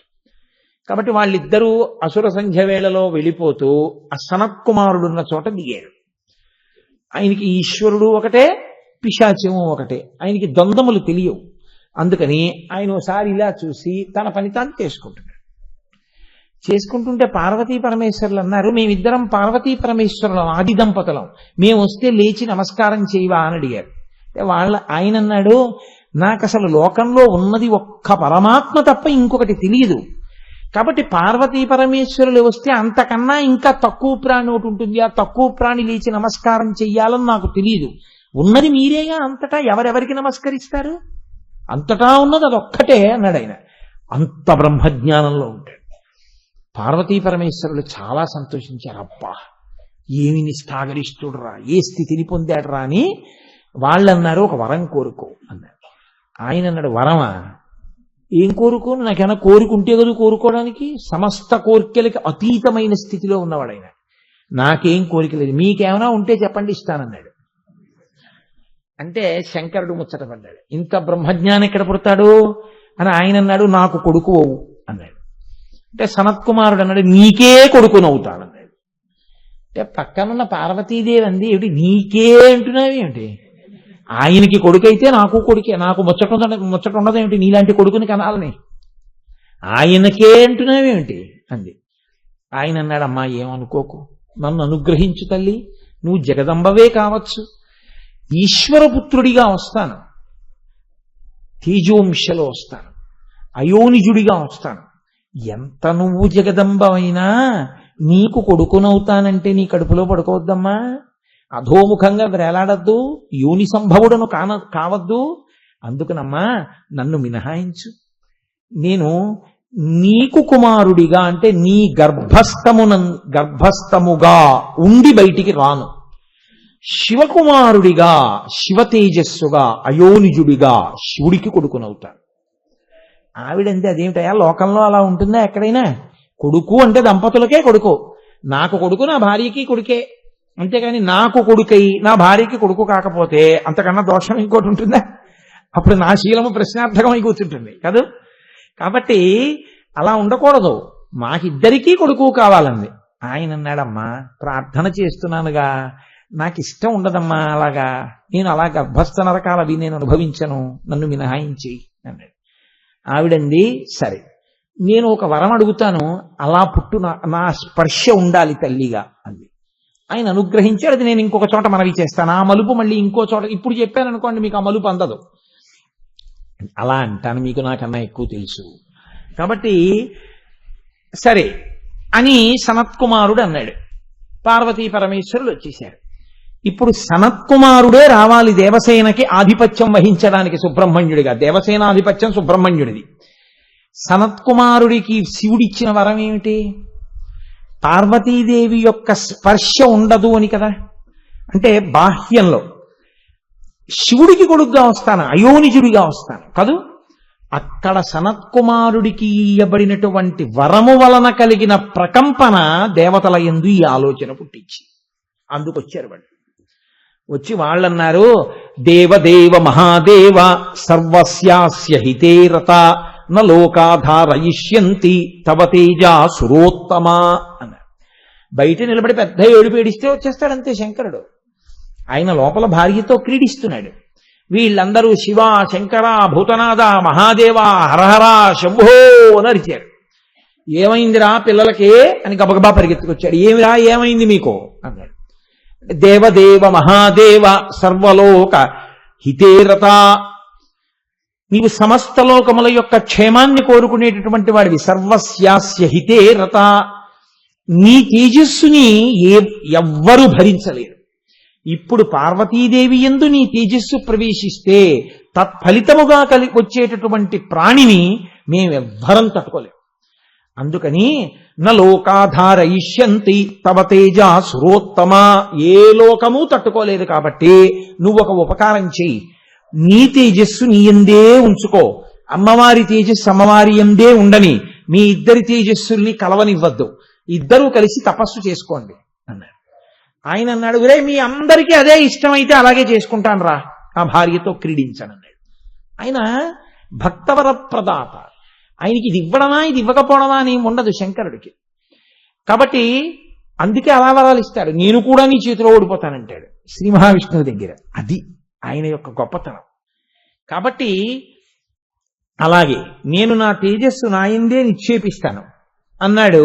అని ఆయన అన్నాడు, నేను 100 దివ్య సంవత్సరములు పార్వతీదేవితో క్రీడించి ఉన్నాను. కాబట్టి నాయందున్న తేజస్సు తన స్థానాన్ని విడిచిపెట్టేసింది. విడిచిపెట్టేయడం వల్ల తేజస్సు స్ఖలనమవుతోంది. ఇప్పుడు మీరు పార్వతీదేవి యందు ప్రవేశపెట్టద్దన్నారు ఆ తేజస్సుని. ఎవరు పట్టుకుంటారు మీలో ఆ తేజస్సుని అన్నాడు. ఇప్పుడు వీళ్ళకి హఠాత్ ప్రశ్న వచ్చింది. వాళ్ళన్నారు, యత్తేజ క్షుభితం ఏతత్తరా ధరయిష్యతి, ఏదైనా భరించేది అనేటప్పటికీ వాళ్ళకి గుర్తొచ్చింది భూమి. ఆవిడ భరిస్తుందిగా అన్నిని. అయ్యబాబోయ్ శివతేజస్సు మేమెక్కడ భరించగలం? తన స్థానము నుండి కదిలిపోయి పడుతున్నటువంటి శివతేజస్సుని భూమి పట్టుకుంటుందా? భూమి మీద వదిలేయండి అనేటప్పటికీ భూమి అంది అలాగే పట్టుకుంటారు. బ్రహ్మగారితో సహా ఉన్నారు అక్కడ. ఇంతమంది దేవతలు అడిగితే కాదనలేక ముందుకొచ్చి పట్టుకుంటారండి. అనగానే శివుడు రేతస్థానం నుంచి కదిలినటువంటి వీర్యాన్ని భూమి మీద వదిలిపెట్టాడు. ఆ శక్తి, దాని తేజస్సు, దాని యొక్క వేడి భూమి భరించలేకపోయింది. అది భూమి అంతా వ్యాప్తి చెందిపోతోంది. ఆ వేడి తట్టుకోలేక ఆవిడ బ్రహ్మగారిని ప్రార్థన చేసింది, అయ్య బాబోయ్ అసలు నా స్వరూపం ఉండదు, నేను దగ్ధమైపోతాను, ఈ శివతేజస్సునే పట్టుకోలేదండి. వాళ్ళన్నారు, ఎందుకు పట్టుకోలేకపోతున్నావు అన్నారు. అపారమైన వేడి అంది ఆవిడ. అంటే వాళ్ళన్నారు, అంత వేడి కలిగినదైతే వేడిలోకి వదిలే, ఆ వేడి రక్షిస్తుంది. కాబట్టి తతో దేవా పునరిదమూతశ్చాద హుతాశనం, అగ్నిహోత్రుల్లోకి విడిచిపెట్టు అన్నారు. ఇప్పుడు అగ్నిహోత్రుడు ఏం చేశాడంటే శివతేజస్సుని తాను తీసుకుని తన యందు అట్టె పెట్టుకున్నాడు. శివతేజస్సుని కాల్చగలిగిన వాడు కాడు అగ్ని, అందుకని తన యందు దాచాడు. ఆయన యందు ఉండిపోయింది శివతేజస్సు. వీళ్ళు వెళ్ళిపోయారు. ఆయన పార్వతీదేవిని పిలిచి, మనం పశ్చిమ దిక్కుకి తపస్సుకి వెళ్ళిపోదాం, పిల్లలకు మాట ఇచ్చాను, ఇక నేను నీతో క్రీడించానన్నాడు. ఆవిడంది, ఎంత తప్పు పని చేశారా మీరు, ఆది దంపతులం, ఎంత ఆది దంపతులమైనా నేను ఆడదాన్ని, నాకు మాతృత్వమునందు కాంక్ష ఉండదా, తల్లిని కావాలని ఉండదా? నా భర్త తేజస్సు పట్టుకోవడానికి నా ఒక్కదానికి అర్హత, మీరు ఇంకేమైనా అడగచ్చు మా ఆయన దగ్గర నుంచి కోరికలు, ఆయన తేజస్సు మీరు భరిస్తానని అడగకూడదు, అది నా హక్కు. భూమి ఎవరు అలా పట్టుకోవడానికి? అసలు ఎంత ధైర్యంతో ముందుకొచ్చి నా భర్త తేజస్సు ఆమె పట్టుకుంది. కాబట్టి ఆవిడంది వెంటనే పార్వతీదేవి, అడగడానికి మీరెవరు, పట్టుకోవడానికి భూమి ఎవరు? కాబట్టి నేను ఇప్పుడే శాపవాక్కు విడిచిపెడుతున్నాను. అపత్యం స్వేషు దారేషు యస్మాన్నోత్పా ధరశిధా, ఇక నుంచి దేవతలకు తమ భార్యల యందు బిడ్డలు కలగకుండుగాక. యస్మాన్నోత్పాదయిష్యథ, నీకు భార్యల యందు సంతానమును ఉత్పత్తి చేయగలిగిన స్థితి ఉండదు. దేవతలకి బిడ్డలు పుట్టరు. 33 కోట్ల దగ్గర దేవతల సంఖ్య ఆనాడే ఆగిపోయింది. అందుకే ఇక పిల్లలు లేరు, ఆ అంకె పెరగదు. ఎప్పుడూ 33 కోట్లే ఎందుకుంటుందంటే పార్వతీదేవి శాపం. నాకు బిడ్డలు కలగకుండా మా ఆయన తేజస్సు నాలో ప్రవేశించకుండా చేశారు కాబట్టి మీ ఎవ్వరికీ కూడా మీ తేజస్సు వలన మీ భార్యలు గర్భములు ధరించకుందురుగాక.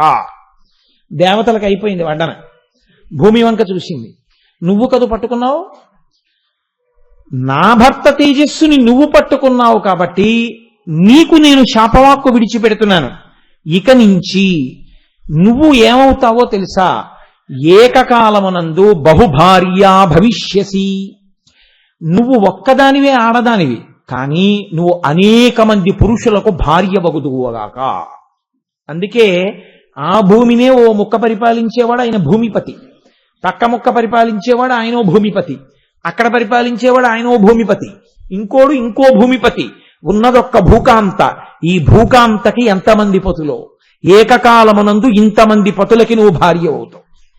కాబట్టి అందుకే ఇంతమంది రాజులకి పేరేమిటంటే భూమిపతులే. భూపతి భూపతి భూపతి. అక్కడతో ఆవిడ విడిచిపెట్టే లేదు. నీవు ఏమవుతావో తెలుసా? ఇక నుంచి ఒక రూపంతో నీవు ఉండకుందువుగాక, నీ యందు అనేక రూపములుగా మారిపోతావు. అందుకే ఒక చోట సస్యశ్యామలమైనటువంటి భూమి, ఒక చోట పర్రనేల, ఒక చోట ఎడారి. భూమి అంతా ఒకలా ఉండకుండా భూమి అనేకముగా మారిపోయింది ఆనాటి నుంచి. కాబట్టి అవనేనైక రూపత్వం బహుభార్యా భవిష్యసి. నీవు ఒక్కటివే, కాని అంతటా ఒకలా ఉండవు, ఒక్కొక్క చోట ఒక్కొక్కలా అయిపోతావు. అంతేకాదు, అంటే అన్నిటికన్నా పెద్ద నేరం ఇది. ఆడదాని రగుల్కోవడం అంటారు చూసారా, అత్యంత కోపం వచ్చేటటువంటిది. ఇంకా ఏ శాపవాక్కు విడిచిపెడుతోందో కూడా చూడడానికి వినడానికి లెక్క కట్టలేనంత కోపం వచ్చేది ఎప్పుడంటే ఆమెకే ఉన్న అధికారాన్ని వేరొకరు పొందుదాం అనుకుంటే. అప్పుడు హద్దు తప్పిపోతుంది, భయంకరమైన వ్యగ్రత కలుగుతుంది. ఆదిశక్తి చూపించింది ఆ విషయాన్ని. ఆవిడంది, నచ పుత్ర కృతాం ప్రీతిం మక్రోధ కలుషీకృత. లోకంలో ఏ ఆడదానికైనా ఏ కోరిక ఉంటుందో తెలుసా? భర్త తన వలన సంతోషాన్ని పొందాలని ఉంటుంది. నీకు భర్తలు సంతోషాన్ని పొందుతారు, అంతకన్నా నీచం ఇంకోటి లేదు. ప్రపంచంలో ఏ ఆడదైనా ఏం కోరుకుంటుందంటే కొడుకు పనికి మాలిన వాడైనా ఏమనుకోదు, కానీ కొడుకే మళ్ళీ భర్త అయిపోతే అంతకన్నా దారుణం ఇంకోట్లేదు. నీ విషయంలో ఏమవుతుందో తెలుసా? నీ కొడుకులు నీకు భర్తలు అవుతుంటారు. అందుకే భూమిపతి, రాజుగారు భూపతి, రాజుగారి కొడుకు ఆయన శరీరం పడిపోయిన తర్వాత పట్టాభిషేకం చేస్తే ఆయన భూమిపతి. అప్పుడు కొడుకు మళ్ళీ ఆవిడికి భర్త అయ్యాడా లేడా? కాబట్టి నీకు కొడుకులు భర్తలు అవుతారు. ఇంకింతకన్నా దారుణమైన వ్యవస్థ ప్రపంచంలో ఎవరికీ ఉండదు. కాబట్టి అనేక రూపములు పొందుతావు, అనేక మంది భర్తల్ని పొందుతావు, కొడుకులు భర్తలవుతూ ఉంటారు. కాబట్టి నచ పుత్ర కృతాం ప్రీతిం మక్రోధ కలుషీకృత. నాకు బిడ్డలు పుట్టకుండా చేశావు కాబట్టి నచ పుత్ర కృతాం ప్రీతిం, నీకసలు నీ బిడ్డల వలన సుఖమన్న మాట లేకుండుగాక. ఇవాళ కొడుకు, వాడే రేపు భర్త. ఎంత అన్యాయమైన విషయం. కాబట్టి నువ్వు ఏడుస్తూనే ఉంటావు. ఇది నా శాపం అన్నావిడ. ఇప్పుడు వాళ్ళు ఆపారని వాళ్ళు అనుకున్నారు, కానీ సనత్కుమారుడికి ఇచ్చిన వరం వల్ల దేవతల సంఖ్య ఆగిపోయింది. శివవీర్యం అగ్నిహోత్రంలోకి వెళ్ళిపోయింది. ఇప్పుడు ఆ కొడుకు ఎప్పుడు పుడతాడో ఎవరికి తెలియదు. ఎందుకని ఆయన పార్వతీదేవితో కలవడం. ఇంతకీ కథ ఇన్ని మలుపులు తిరిగిపోయింది. తారకాసురుణ్ణి చంపేవాడు పుట్టాడా? అయితే నేను ఇవన్నీ ఒక్క కుమార సంభవంలోంచో ఒక్క బాలకాండలోంచో చెప్తున్నాను అనుకోకండి. అనేకమైన వాటిల్లోంచి తీసి మీకు అరిటాకులో వడ్డిస్తున్నాను. కాబట్టి ఇప్పుడు తారకాసుర సంహారం జరగలేదు, ఆయనకి పెద్ద పండగ చేసుకున్నాడు. ఎందుకని? ఊరే వీళ్ళు వెళ్ళి పిచ్చి మాట అడిగారు ఆయన్ని. ఆయన ప్రతిజ్ఞ చేశాడు, ఇక నేను పార్వతీదేవితో రమించను, తపస్సు చేసుకుంటానన్నాడు. కాబట్టి శివవీర్యము స్ఖలనము కాదు. స్ఖలనము కాదు కాబట్టి ఇహ కొడుకు పుట్టడు కాబట్టి నన్ను చంపేవాడు లేడు కాబట్టి నేనే ఈశ్వరుణ్ణి. ఇప్పుడేం చేస్తారు? 2 మాటలు కొట్టిన వాళ్ళని 4 మాటలు కొట్టడం మొదలెట్టండి అన్నాడు. ఇప్పుడు వీళ్ళకి ఏం చేయాలో అర్థం కాక మళ్ళీ వెళ్ళారు బ్రహ్మగారి దగ్గరికి. ఏమయ్యా, మరి కొడుకు పుట్టే అవకాశం లేదా శివుడికి? ఆయన అన్నాడు, శివుడికి కొడుకు పుట్టాలి అంటే ఒకే ఒక్క మార్గం ఉంది. ఇక శివవీర్యము స్ఖలనము కాదు. స్ఖలనమైన శివవీర్యం అగ్నిహోత్రుడి దగ్గర ఉంది. ఇప్పుడు అగ్నిహోత్రుడి దగ్గర ఉన్న శివవీర్యాన్ని ఎవరైనా భరించాలి. ఇంకో ఆడావిడ ఎవరొస్తారు ముందుకి? భూకాంతకి ఇన్ని శాపాలు ఇచ్చింది కదా, ఇంకో ఆవిడ బయట ముందుకొస్తుందా? ఎంత శివవీర్యమైనా నేను పట్టుకుంటానని ఎవరు బయటికి ముందుకొస్తారు? ఎవరు రారు. పోనీ మా జన్మ పాడైతే పాడైంది, దేవతలు సంతోషిస్తారని మీ భార్యల్లో ఎవరైనా ముందుకొస్తారనుకుందామా? మీ భార్యలకి బిడ్డలు పుట్టరని శాపం ఇచ్చేసింది ఆవిడ, కాబట్టి మీ భార్యలు పనికిరారు సంతానం కనడానికి, మరి ఎవరు ముందుకొస్తారు అని బ్రహ్మగారు పెద్ద తలకాయండో ఇది.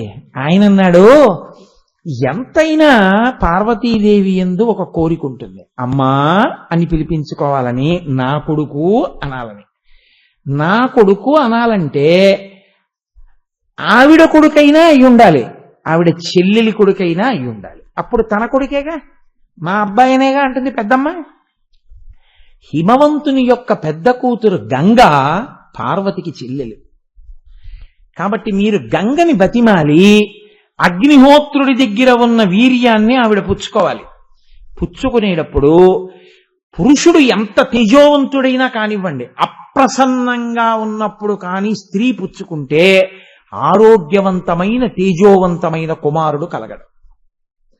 ప్రసన్న మనస్కురాలై ఉండాలి, ప్రహృష్ట అయి ఉండాలి, సంతోషంతో ఉండాలి, పరమ సంతోషంగా పుచ్చుకోవాలి భర్తగారి తేజస్సుని. కాబట్టి ఇప్పుడు నువ్వు ఎలాగో అలా ఏదో చమత్కారం చేసి తీసుకెళ్లి ఆవిడలో తేజస్సు వదిలేస్తే ఏ దుర్మార్గుడు నా యందు ప్రవేశపెట్టాడు ఛీ అని ఆవిడ అందంటే సరైన కొడుకు పుట్టడం. కాబట్టి ఆవిడ నొప్పించి ప్రవేశపెట్టు. ఈ మాట చెప్పడానికి మేమందరం వచ్చి చెప్తే చాలా అసహ్యంగా ఉంటుంది, నువ్వు ఒక్కడివి వెళ్ళి చెప్పాను అంటే అగ్నిహోత్రుడు వెళ్ళి ఎన్ని మలుపులు తిరిగిపోతుందో చూడండి సుబ్రహ్మణ్యోత్పత్తి. ఆయన వెళ్ళి అన్నాడు గంగతోటి, శివ తేజస్సు నా దగ్గర ఉంది, నీలో ప్రవేశపెట్టేస్తాను, కొడుకుని కను అన్నాడు అనుకోండి. లాగి లెంపకాయ కొడితే ఆవిడ మాత్రం ఎంత జాగ్రత్తగా మాట్లాడాలి. ఆయన అన్నాడు, గర్భం ధారయ వైదేవి దేవతానామిదం ప్రియం అన్నాడు. అమ్మా నువ్వు గర్భం దాల్చు అన్నాడు తప్ప ఎలా అన్నది ఆయన చెప్పలేదు. దేవతానామిదం ప్రియం, దేవతలందరికీ కూడా నీవు గర్భము దాల్చడము వినా రక్షణ లేదు. నీవు గర్భమును ధరించి దేవతలని కాపాడాలి, వాళ్ళందరూ ఇదే కోరుకుంటున్నారు. కాబట్టి తల్లి అని అప్పుడు కథ చెప్పుకొచ్చాడు. ఇక నా ఒక్కడి దగ్గరే శివ తేజస్సుని దాచి ఉంచాను, ఆ తేజస్సుని నీరెందు విడిచిపెట్టేస్తాను. నీవు ఆ గర్భమును కన్నావా మేం బతుకుతాం తారకాసురుడి దగ్గర నుంచి. నువ్వు కాని కొంప తీసి నీలోకి శివ తేజస్సుని విడిచిపెట్టిన తర్వాత అమ్మ బాబోయ్ నేను భరించలేని భూమి అరిచినట్టే అరిచి ఎక్కడో పారేశావా, ఇహ కొడుకు పుట్టకపోతే ఇహ తారకాసుర సంహారం లేదు. కాబట్టి నీవు పరమ ప్రసన్నురాలివై ప్రహృష్టవదనంతో సంతోషంతో దీన్ని దేవతల కొరకు స్వీకరించు. ఆవిడంది అలాగే తప్పకుండా స్వీకరిస్తానంది అని ఆవిడ ప్రసన్న మనస్కురాలై శివ తేజస్సుని తాను స్వీకరించింది. తీరావిడ తేజస్సుని స్వీకరించిన తరువాత తేజక్షుభితం మొత్తం గంగానదీ జలాలన్నీ మరిగిపోయాయి. దాని ఉష్ణత అటువంటిది, ఆ తేజస్సు యొక్క శక్తి అటువంటిది. ఆవిడంది జలచరములన్నీ మరణిస్తున్నాయి. అమ్మ బాబోయ్ నా ఒళ్ళు కాలిపోతోంది, ఈ తేజస్సుని నేను భరించలేను, కాబట్టి దీన్ని వదిలిపెట్టేస్తున్నాను, ఎక్కడ వదిలేనంది. హడిలిపోయారు దేవతలందరూ. ఇప్పుడు ఆ తేజస్సుని గంగ తీసుకెళ్లి ఎక్కడ వదిలేసింది అనుకోండి, స్ఖలనం అయిపోయింది అంటే గర్భస్రావం అయిపోయింది అంటారు. గర్భస్రావం అయిపోతే ఇక శిశోత్పత్తి ఉండదు, ఆ గర్భం పోయింది అక్కడతో. ఆ గర్భం కాని పోయిందా ఇహ తారకాసురుడిని చంపేవాళ్ళు లేరు. కాబట్టి ఇది నేను అన్నది ఉత్కంఠ. ఇప్పుడు దేవతలందరూ 2 balls left, 5 runs required అంటే ఎలా ఉంటుందో అలా చూస్తున్నారు. అయ్య బాబా ఈవిడ వదిలేస్తానంటుంది, ఎక్కడ వదిలేస్తుంది అని. అగ్నిహోత్రుడికి ఏం చెప్పాలో అర్థం కాక ఆయన అన్నాడు, కైలాస పర్వతం దగ్గర వదిలేయి అన్నాడు. ఆవిడేం చేసింది, పట్టుకెళ్ళి ఆ కైలాస పర్వతం దగ్గర రెల్లుగడ్డి ఉంటే ఆ రెల్లుగడ్డిలో వదిలేసింది. ఆ రెల్లుగడ్డిలో ఇది పడగానే గర్భస్రావం అయిపోయిందా, ఏమైనా కొడుకు పుట్టాడా, ఏమైనా ఈశ్వరానుగ్రహంతో వాడు కొడుకు అయ్యాడా? వీళ్ళందరూ చూస్తున్నారు. ఇలాగా చూస్తుంటే వాళ్ళకి పిల్లాడు కనపడలేదు, పెద్ద కాంతి కనపడింది. ఏమిట్రా ఈ కాంతి అని పట్టి పట్టి పట్టి పట్టి చూశారు పిల్లాడేమోనని. వచ్చింది ఏమొచ్చిందో తెలుసా అండి? సర్వం పర్వత సన్నద్ధం సవర్ణభం అభవద్వనం తృణవృక్షలతాగుల్వం. అవన్నీ కూడా అక్కడ ఉన్న గడ్డి పరకలు, చెట్ల దగ్గర నుంచి అన్నీ కూడా బంగారు రంగుతో నిండిపోయాయి. శివతేజస్సునందు ఉండేటటువంటి శుద్ధ పదార్థము బంగారంగా మారింది. అందుకే బంగారానికి శివవీర్యం అని పేరు. అదంతా బంగారం అయిపోయి పర్వతం అంతా కూడా బంగారు కాంతితో నిండిపోయింది. మిగిలినటువంటి దాంట్లో కొంత శుద్ధ పదార్థం వెండిగా మారిపోయింది. క్షారమంతా కూడా రాగి మిగిలినటువంటి లోహముల కింద మారిపోయింది. ఇప్పుడు ఇవన్నీ వచ్చాయి, పిల్లాడే రాలేదు. వాళ్ళు బాగా పట్టి పట్టి చూశారు, రెల్లుగడ్డిలో ఇవే కనబడ్డాయి. అంతే, అయిపోయిందిరా మన బతుకు. ఇహ తారకాసురుడే ఈశ్వరుడు, ఇహ వాడికి చావు లేదు. లోకంలో మొట్టమొదటిసారి చావు లేని వాడయ్యాడు. వీడు ఎంత తెలివైన వరం కోరాడురా. మనం అనవసరంగా తెలివి తక్కువ వాళ్ళం అయ్యి శివుణ్ణి వెళ్ళి మనం వరం అడిగాం. ఎంత ప్రమాదం వచ్చిందిరా అని అగ్నిహోత్రుడితో సహా అందరూ అలా చూస్తున్నారు. ఆ రెల్లుగడ్డిలోంచి అక్కడే ఉన్న శరవణ తటాకంలోకి దబ్బని చప్పుడై మళ్ళీ రెల్లుగడ్డిలోకి వచ్చి ఒక పిల్లవాడు 6 ముఖాలతో ప్రకాశవంతంగా లేచి నిలబడ్డాడు. ఇప్పుడు ఆ పిల్లాడు బతకాలి గబగబా. ముందు ఆ పిల్లాడు బతకకపోతే ప్రమాదం. పుట్టాడు పిల్లాడు కానీ వాడు బతకద్దు. ఇప్పుడు 6 ముఖాలతో ఉన్నాడు, వాడికి పాలు ఇవ్వాలి. ఆ 6 గొప్ప దివ్యమైన స్త్రీలు కావాలి. కాబట్టి వాళ్ళు గబగబా, ఇదే కృత్తికా నక్షత్రంతో కార్తీక మాసం, అందుకే కార్తీక మాసంలో షష్ఠి తిథి నాటి సాయంకాలం సుబ్రహ్మణ్యోత్పత్తి వినడం అంటే సామాన్యం కాదండి, అద్భుతం అనమాట. అది కోట్ల జన్మల తర్వాత లభిస్తుంది ఆ అదృష్టం. కాబట్టి ఇప్పుడు వాళ్ళు 6 ముఖాలతో ఉన్నవాడికి పాలు ఇవ్వాలి. వెంటనే వాళ్ళు కృత్తికల్ని పిలిచారు. వాళ్ళు కన్యకా స్వరూపాలు, అమ్మవారి స్వరూపాలు అవి. అందుకే కృత్తికతో చంద్రుడు కుడితే కార్తీకం వస్తుంది. కాబట్టి ఇప్పుడు ఆ కృత్తికల్ని పిలిచి మీరు పాలు ఇవ్వండి అన్నారు. అంటే వాళ్ళు అన్నారు, మేమేమో మేము ఎందుకు ఇవ్వరు, ఆ పిల్లాడికి ఏమైనా అయిపోతే దేవతలందరం దెబ్బతింటాం కదా. మేము కష్టపడి పాలిచ్చాక ఈ పిల్లాడు బతికితే పార్వతీదేవి నా కొడుకు అంటుంది, గంగాదేవి నా కొడుకు అంటుంది, అగ్నిహోత్రుడు నా కొడుకు అంటాడు, శివుడు నా కొడుకు అంటాడు. పనికి మాలిన వాళ్ళం మేమే పాలిచ్చి బతికించి. అందుకని దతుహు క్షీరమాత్రేణ, మేము పాలిస్తాం కానీ ఈ పిల్లవాడు మా కొడుకు అని మా పేరుతో పిలుస్తారా? అసలు ఆ పిల్లవాడు బతికితే చాలు. మీరు ఇప్పుడు పాలిస్తే మమ్మల్ని అమ్మంటారా అంటారేమిటి? తప్పకుండా మేమందరం అంగీకరిస్తున్నాం. ఈ పిల్లవాడిని కృత్తికల కొడుకు కార్తికేయుడు అని పిలుస్తాం, మీరు పాలివ్వండి.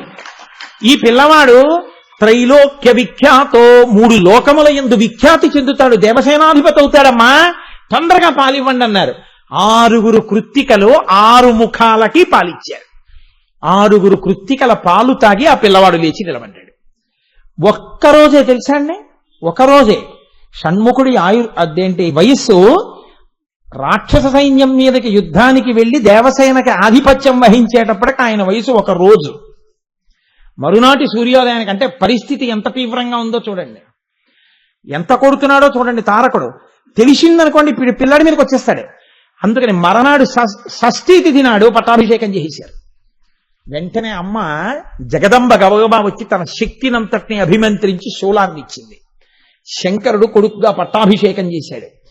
అయితే ఇప్పుడు వెనక్కి రండి, మళ్ళీ పార్వతీదేవి కొడుకు ఎలా అయ్యాడు అంటే, అమ్మా నేను నీ కడుపులో ఉండకపోయినా, గర్భవాసం చేయకపోయినా నీకు కొడుకునవుతాను అని వరం ఇచ్చాడు కదా సనత్కుమారుడు.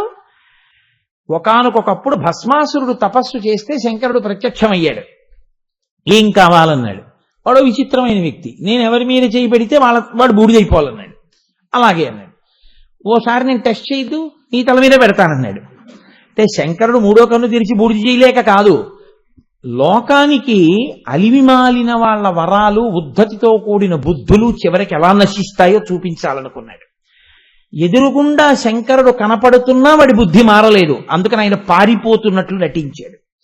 పార్వతీదేవి ఆయన ఏదో బుద్ధి చెప్పాలనుకుంటే ఇప్పుడు నేను కూడా ఆయన వెనకాల పరిగెత్తడం ఎందుకు లేదు అని భస్మాసురుడికి కనపడడం ఇష్టం లేక వాడు ఆ ప్రయోగం ఏదో ఈవిడ మీద చేస్తాడు, ఈవిడ పరిగెత్తాలి, ఎందుకు వచ్చిన కూడా ఆదిశక్తి ఆవిడ పరిగెడుతుందా, చీల్చి అవతల పారేస్తుంది. కాబట్టి కాసేపు కనపడకుండా ఉందామని తన శరీరాన్ని నీటి గుండంగా మార్చేసింది. దాన్ని శరవణ తటాకం అంటారు. అది కైలాస పర్వతం మీద ఉంటుంది. ఇప్పుడు ఆవిడ శరీరమే తటాకం కింద ఉంది. ఇప్పుడు ఈ పిల్లాడు పుట్టే ముందు శరవణ తటాకంలో దూకి పైకొచ్చాడు పిల్లాడి కింద. అంటే ఆ శరవణ తటాకం అమ్మవారి శరీరం అయితే అమ్మవారి శరీరంలోంచే వచ్చాడా లేదా? కాబట్టి పార్వతీదేవికి కొడుకు అయ్యాడు. అందుకే మంత్రం ఇంకోటి ఉండదు, శరవణ భవ, అమ్మ పేరు మీదే ఉంటుంది ఆయనకి. అమ్మకి కొడుకు, భవ అంటే పుట్టినవాడు. ఆ మంత్రంకే ఆయన ఎంతో ప్రసన్నుడవుతాడు.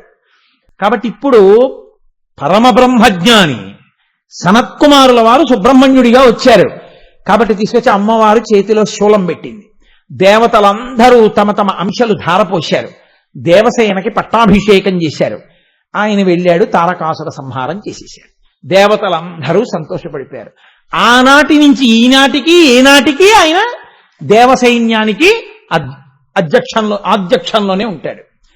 అటువంటి మహానుభావుడైనటువంటి సుబ్రహ్మణ్యుడున్నాడే, ఆయన యొక్క ఈ వృత్తాంతాన్ని ఎవరైనా ఎక్కడైనా పరమ భక్తి శ్రద్ధలతో వింటే అటువంటి వారికి ఆయుర్దాయము కలగడమే కాదు, స్కందసాలోక్యతాం వ్రజేత్ అన్నారు మహర్షి. స్కందలోకము అని సుబ్రహ్మణ్య లోకం ఉంటుంది, వాళ్ళు ఆ లోకాన్ని పొందుతారు శరీరములు పడిపోయిన తర్వాత. అంతటి మహానుభావుడు సుబ్రహ్మణ్యుడు. ఆయన పంచభూతములకు అధిపతి. గుహ అంటే హృదయ గుహ యందు ఉండేటటువంటి వాడు. అందుకే స్కందుడు అంటే గర్భస్రావమై పుట్టినటువంటి వాడు. కార్తికేయుడు కృత్తికల పాలు తాగినవాడు. షడాననుడు ఆరుముఖములతో పుట్టినవాడు. కుక్కుటధ్వజుడు కోడిపుంజు ధ్వజంగా కలిగినటువంటి వాడు. ఇన్ని పేర్లు ఆయనకు వచ్చేసాయి. అటువంటి సుబ్రహ్మణ్యుడు పంచభూతములకు అధిపతిగా ఉంటాడు, పరబ్రహ్మంగా. అందుకే ఆయన బ్రహ్మణ్యుడు వాడు, సుబ్రహ్మణ్యుడు. తండ్రికి తల్లికి తగిన కొడుకు, నీలిమేఘం మీద మెరుపు తీగ, అటువంటి వాడు. అందుకే అంత అందం. మీరు చూడండి, అసలు సుబ్రహ్మణ్యుణ్ణి చూస్తే ఇప్పటికీ నా బలహీనత ఏమిటో తెలుసా అండి? ఎంతమంది దేవతా స్వరూపాలని చూసినా నమస్కారం చేయబుద్ధేస్తుంది, కానీ నాకు ఎక్కడైనా సుబ్రహ్మణ్యుడి ఫోటో చూస్తే ముద్దెట్టుకోబుద్ధేస్తుంది. అసలు ఎంత అందంగా ఉంటాడో. చిన్న పిల్లాడు, ఎప్పుడు బ్రహ్మచారి, ఏదో చిన్న వటువులాగా చిన్ని పిల్లాడిలాగా ఉండి ఆ బుగ్గలు, అమ్మ అందం, నాన్నగారి తేజస్సు, ఆ విభూతి పిండికట్లు, ఆ బొట్టు, ఆ శూలం, ఇటు వల్లి, ఇటు దేవసేన, ఆ నించోడం, ఆయన బ్రహ్మజ్ఞానం, ఆయన కిరీటం, తిరుత్తణిలో చూడాలి ఆయన అందం. ఒక్కసారి దండపాణిగా, ఒకసారి స్వామిమలైలో గోచి పెట్టుకుని ఉంటాడు. అలా ఒక్కొక్క చోట ఒక్కొక్కలా 6 ముఖాలతో ద్రవిడ దేశంలో 6 క్షేత్రాలు ఆయనకి. ఆ సుబ్రహ్మణ్య శక్తి అనంతం. మహానుభావుడు. తన లోకమివ్వగలడు, మోక్షమివ్వగలడు. ఆయన పుడుతూనే నేను 5 భూతముల మీద అధిపతిని నిరూపణం చేశాడు.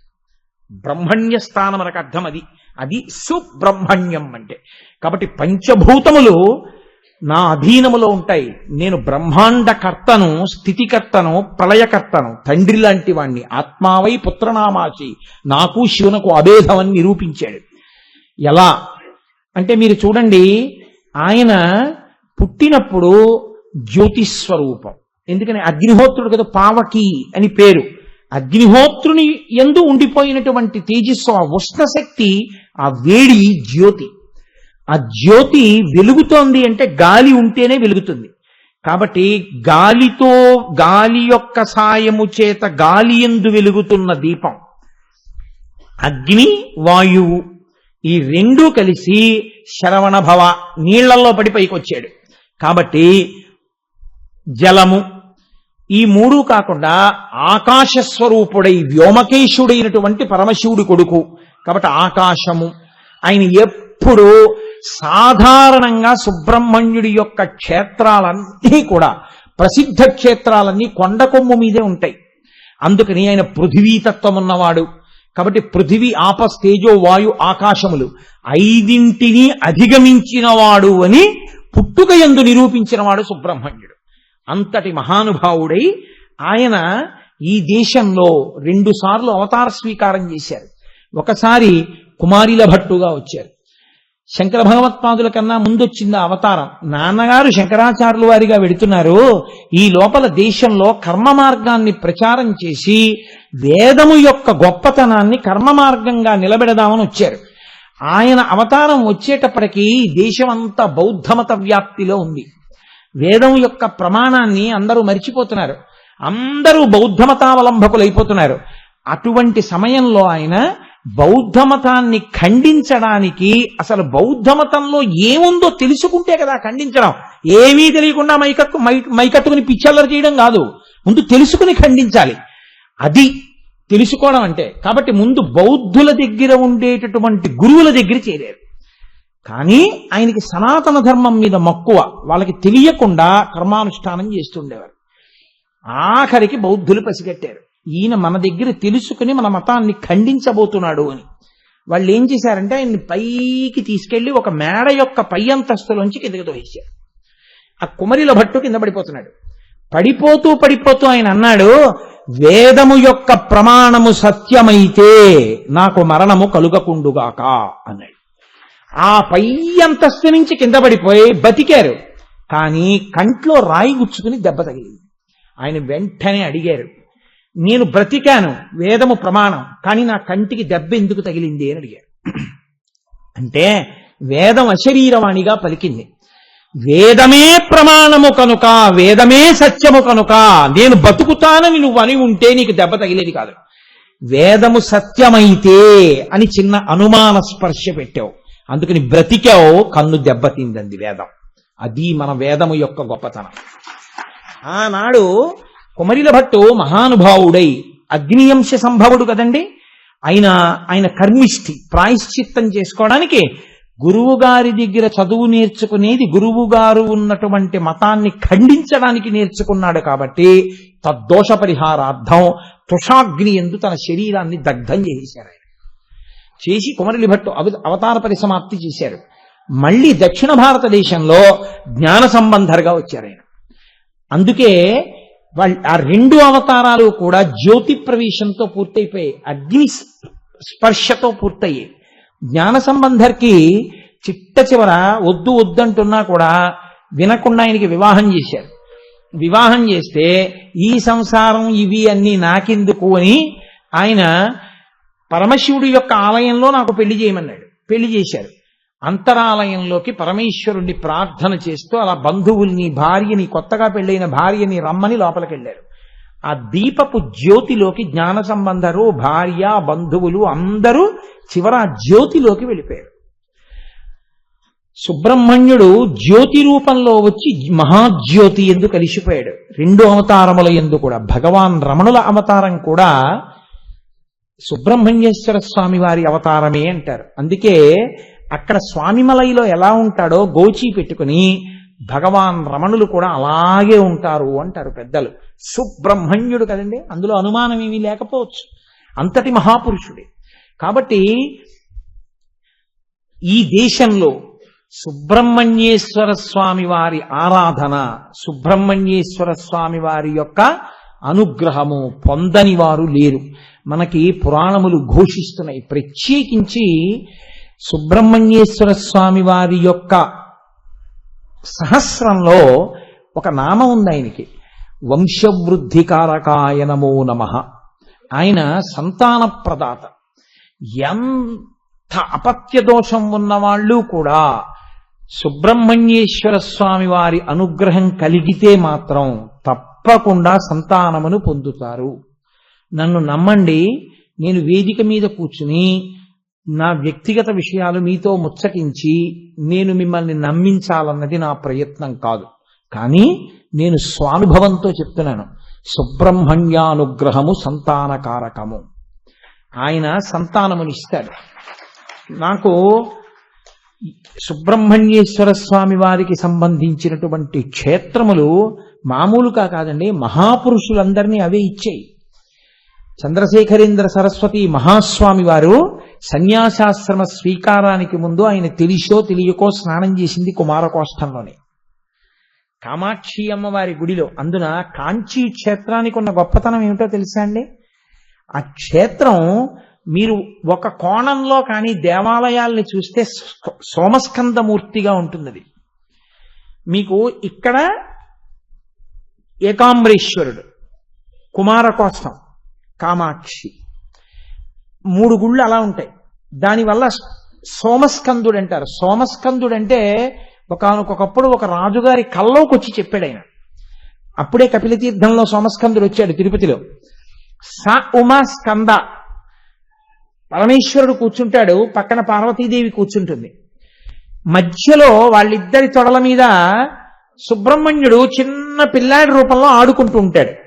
మీకు నేను ఒక ఉదాహరణ చెప్పాలంటే, నా భార్య వచ్చి ఇక్కడ నా పక్కన కూర్చుంది అనుకోండి, మేమిద్దరం ఇలా కూర్చుని ఉంటే మా ఇద్దరి యొక్క తొడల మీద నా కొడుకు కూర్చుని ఉన్నాడు అనుకోండి ఆడుకుంటూ, చిన్న పిల్లాడి రూపంలో ఆడుకుంటున్నప్పుడు వాడు ఇటు తిరిగి చూస్తే నేను కనబడతాను, ఇటు తిరిగి చూస్తే వాళ్ళ అమ్మ కనబడుతుంది. అప్పుడు వాడికి ఇంకంతకన్నా సంతోషం ఏముంటుంది? వాడు అమ్మతోటి నాన్నగారితోటి, అమ్మతోటి నాన్నగారితోటి ఆడుకుంటుంటాడు కదా. అలా ఇంత బ్రహ్మజ్ఞానం ఉన్నవాడు తల్లితో తండ్రితో ఆడుకుంటూ ఇలా చేతులెత్తి ఆడుకుంటున్న పిల్లవాళ్లే ఉంటాడు. అలా ఆడుకుంటూ పార్వతీ పరమేశ్వరుల తొడ మీద కూర్చున్నటువంటి సోమస్కందమూర్తిని చూస్తే పిల్లలు రక్షింపబడతారు. కాంచీపురంలో ఏకాంబరేశ్వర, కామాక్షి క్షేత్ర, కుమారకోష్టాలు సోమస్కందుడిగా వెలిసి ఉంటాయి 3. అందుకే అసలు ఆ క్షేత్రమే సోమస్కంద క్షేత్రం. కాంచీపురంలోకి వెడితే బిడ్డలు రక్షింపబడతారు. అందుకే కాంచీపుర ప్రవేశం మీ సంకల్పం వల్ల జరగదు, అమ్మవారి అనుగ్రహం ఉంటేనే రాణిస్తుంది. అందుకే కాంచీపురం ఇంతమంది వస్తారు అని మీరు నిర్ణయం చెయ్యలేరు. మీరు అనుకోవడమే కానీ కామాక్షి అనుగ్రహం ఉన్న వాళ్ళని అడుగు పెట్టనిస్తుంది. ఎందుకో తెలుసా? అది మోక్షపురి. పైగా ఉత్తర భారతదేశానికి మోక్షపురులు చాలా ఉన్నాయి, దక్షిణాన్ని లేవు. అదొక్కటే మోక్షపురి. అయోధ్య, మధుర, మాయా, కాశీ, కాంచి, అవంతిక, పురి, ద్వారవతి చైవ సప్తైతే మోక్షదాయక. 7టిలో దక్షిణాన ఉన్న ఒకే ఒక మోక్షపురి కాంచీపురం. అటువంటి కంచిలో సోమస్కంధమూర్తిగా ఉంటాయి 3 దేవాలయాలు. మహానుభావుడు సుబ్రహ్మణ్యుడు. ఆయన గొప్ప జ్ఞానప్రదాత, సంతానప్రదాత, సంతానము యొక్క ఆరోగ్య ప్రదాత, సంతానము యొక్క ఆయుష్య రక్షకర్త. ఆయన రక్షకుడు. ఆయుర్దాయాన్ని రక్షిస్తాడు. పిల్లలకి ప్రమాదం రాకుండా కాపాడగలిగినటువంటి గొప్ప శక్తి స్వరూపుడు. అనేకమైన సుబ్రహ్మణ్య క్షేత్రాలు ఉన్నాయి మనకి. నాకు ప్రత్యేకించి విశేషమైనటువంటి భక్తి కలిగిన క్షేత్రం మనకి పక్కనే ఉంది, మల్లవరం అని. పావుల మల్లవరం అంటున్నారు ఇవాళ. ఆ గొల్లప్రోలు దాటిన తర్వాత చేబ్రోలు దగ్గర కుడి చేతి పక్కకి తిరిగి లోపలికి వెడితే పావుల మల్లవరం అంటారు. మహానుభావుడు ప్రత్యక్ష సుబ్రహ్మణ్యుడై పెద్ద పావు ఇంత పడగుంటుంది. ఈ 2 మైకులు ఇక్కడ వరకు పెడితే ఎంత పడగో అంత పడగ. ప్రతిరోజు ఎదురుగుండా ఉన్న కోనేట్లోకి వెళ్ళి స్నానం చేసి వచ్చి శివలింగాన్ని చుట్టుకుని పడుకుని ఉండేవాడు ఆయన. వెళ్ళి సంతానం లేని వాళ్ళు ప్రార్థన చేస్తే సంతానం కలిగేది. ఆయన్ని చాటలో పెట్టి తీసుకొచ్చేవారట. నేను ప్రత్యక్షంగా చూడలేదు. నాకు ఎలా తెలిసింది అన్న విషయాన్ని నేను సభాముఖంగా చెప్పాలని ఇష్టపట్టలేదు. చాటలో తీసుకొచ్చేవారట. తీసుకొస్తే పసిపిల్లల్ని ఆయనకి తగిలించేవారు. ఆయన ఏమీ అనేవారు కాదు. ఆ మల్లవరం క్షేత్రంలో సంగీత విద్వాంసులు కచేరీ చేస్తుంటే ఆ శివలింగాన్ని విప్పుకుని ఆయన ప్రీతి చెందితే ఆయన పాకుతూ వచ్చి పుష్పమాలిక కింద తనంత తాను అలంకారమై మళ్లీ విప్పుకుని వెళ్ళిపోయి శివలింగాన్ని చుట్టుకునేవారు. మహానుభావుడు అలా చాలా కాలం ఉండి ఉండి ఉండి ఉండి ఇప్పటికీ ఆయన మూర్తులు ఉన్నాయి అటువంటివి. ఆయన ఒకానొక సమయంలో ఒక ప్రత్యేక పరిస్థితిలో తన శరీరాన్ని విడిచిపెట్టేశారు. అలాగే ఆయన అక్కడ ప్రతిష్ఠ చేశారు. ఆయన మహానుభావుడు. ఇవాల్టి షష్ఠి నేను కార్తీక బహుళ షష్ఠి నాడు ఉపన్యాసం చెప్తున్నాను. వచ్చే షష్ఠి మార్గశిర శుక్లపక్ష షష్ఠి సుబ్రహ్మణ్య షష్ఠి. ఆ సుబ్రహ్మణ్య షష్ఠి నాడు మల్లవరం సుబ్రహ్మణ్యేశ్వర స్వామి దేవాలయం వెనకాతల నిస్సంతువులు అనగా బిడ్డలు లేని వారిని పడుకోమంటారు. వాళ్ళు పడుకుని కొద్దిగా కునుకు పట్టి మళ్ళీ మెలక వచ్చిన తర్వాత వెళ్ళిపోతారు. వాళ్ళు వచ్చే సంవత్సరం ఒళ్ళో పిల్లాడితో వచ్చి మొక్కు తీర్చుకుంటూ ఉంటారు. నేను ఒక సుబ్రహ్మణ్య షష్ఠికి అక్కడ ఉపన్యాసానికి వెళ్ళానో లేకపోతే ఏదో దర్శనానికి వెళ్ళానో నాకు స్పష్టంగా జ్ఞాపకం లేదు, కానీ నేను అలా పసిపిల్లలతో వచ్చినటువంటి తల్లిదండ్రుల్ని నేను చూశాను. ఎందుకంటే ఆ మల్లవరం దేవస్థానాన్ని నిర్వహించేటటువంటి భాగ్యాన్ని పొంది పరమభక్తి కలిగినటువంటి కుటుంబాలతో నాకు బంధుత్వం ఉంది. ఆ కుటుంబాలతో నాకు చాలా సన్నిహిత సంబంధం ఉంది. అందుకని నాకు ఆ క్షేత్రం గురించి సాధికారికంగా కొన్ని విషయాలు తెలుసు. అంతటి సర్వోత్కృష్టమైన క్షేత్రమై మహానుభావుడు ఎంతమందికి బిడ్డల్నిచ్చాడో, ఎంతమందికి ఎన్ని సమస్యలు తీర్చాడో, ఆనాటి నుండి ఈనాటి వరకేమి ఏనాటికైనా సుబ్రహ్మణ్యుడు సుబ్రహ్మణ్యుడే. కుజదోషాన్ని కూడా విరిచి ఆయన వివాహకారకుడవుతాడు. కుజదోషాన్ని నిగ్రహించగలిగిన ఏకైక మూర్తి సుబ్రహ్మణ్యుడు.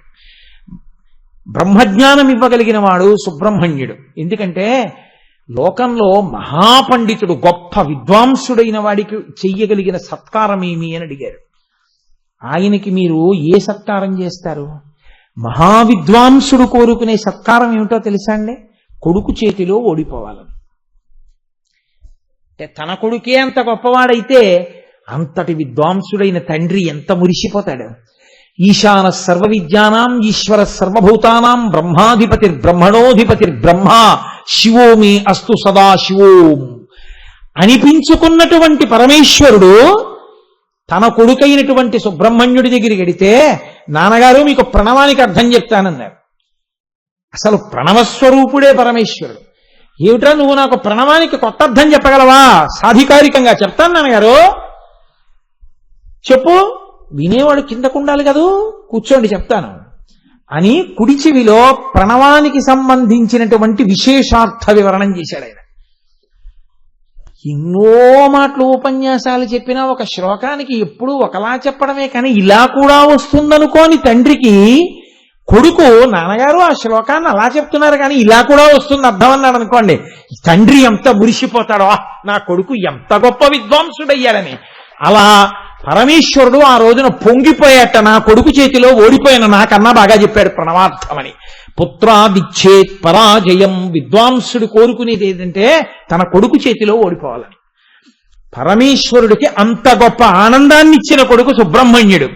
కాబట్టి మహానుభావుడైనటువంటి సుబ్రహ్మణ్యుడు ఎంత ఆశ్చర్యమో చూడండి.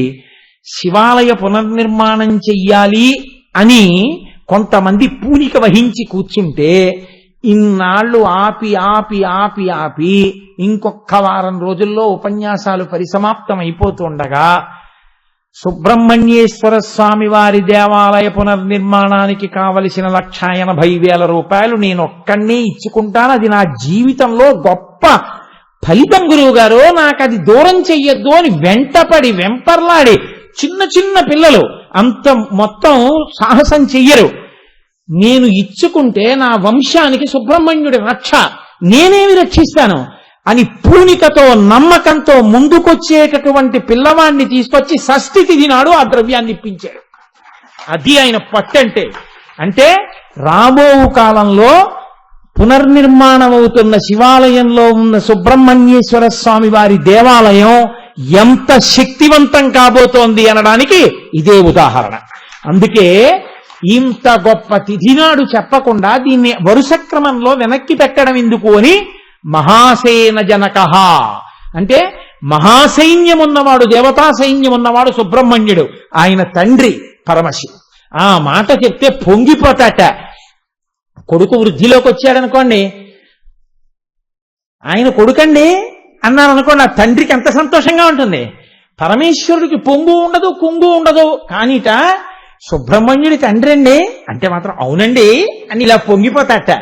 కాబట్టి అటువంటి సుబ్రహ్మణ్యేశ్వరుడి వృత్తాంతం ఇవాళ చెప్పబడితే నా తల్లిదండ్రులు పార్వతీ పరమేశ్వరులు ఎంత పొంగిపోతారు. పైగా వినాయకుడికి అపారమైన ప్రీతి అన్నగారికి తమ్ముడంటే. ఎందుకో తెలుసా అండి? సుబ్రహ్మణ్యేశ్వర స్వామి తన జీవితంలో తను సాధించుకోలేకపోయింది ఒక్కటే ఉంది. ఏమిటో తెలుసా అండి? వల్లిని పెళ్లి చేసుకోలేకపోయాడు ఆయన. అంత తొందరగా దొరికేదైతే వల్లి ఎందుకు అవుతుంది? అలా దొరకనిది మహా చక్కటి కుటుంబంలో పుట్టేది కాబట్టే వల్లి అవుతుంది. కాబట్టి వల్లిని పెళ్లి చేసుకుందామని సుబ్రహ్మణ్యుడు వెంపర్లాడాడు. కానీ ఆమె ఆయన వంక చూడ్డానికి కూడా ఇష్టపడకపోతే ఆఖరికి కిరాతుడి వేషం కట్టాడు సుబ్రహ్మణ్యుడు. ఆమె ఏదో ఓ కోయ పిల్లలా తిరుగుతోంది. కిరాతుడి వేషంలో వస్తే చూస్తుందేమో అనుకున్నాడు. ఆమెమీ చూడలేదు. అప్పుడు ఆయన, ఇన్ని వేషాలు కట్టినా ఎంత ప్రయత్నం చేసినా వల్లి మనది అవ్వట్లేదు, వల్లి మనది అయ్యేట్టు చేయగలిగిన వాడు అన్నయ్య ఒక్కడే, ఈ విఘ్నాలు తీసేసేవాడని అన్నయ్యకి నమస్కారం చేశాడు. వెంటనే వినాయకుడు ఏం చేశాడో తెలుసా అండి? తమ్ముడా, నేనుండగా నీకెందుకురా బెంగ అని వెంటనే ఏనుగైపోయి ఆయన పరిగెత్తుకుంటూ వచ్చి వల్లిని తరిమాడు. ఆ వల్లి ఏనుగు వచ్చేస్తోందని పరిగెత్తుకుంటూ వెళ్ళిపోయింది. వెళ్ళిపోవడంలో కిరాత వేషంలో ఉన్న సుబ్రహ్మణ్యుడు వృద్ధ బ్రాహ్మణ వేషంలో నించున్నాడు. ఈ పిల్ల వృద్ధ బ్రాహ్మణుడే కదా, రక్షిస్తాడని పరిగెత్తుకెళ్ళి గట్టిగా కౌగిలించేసుకుంది.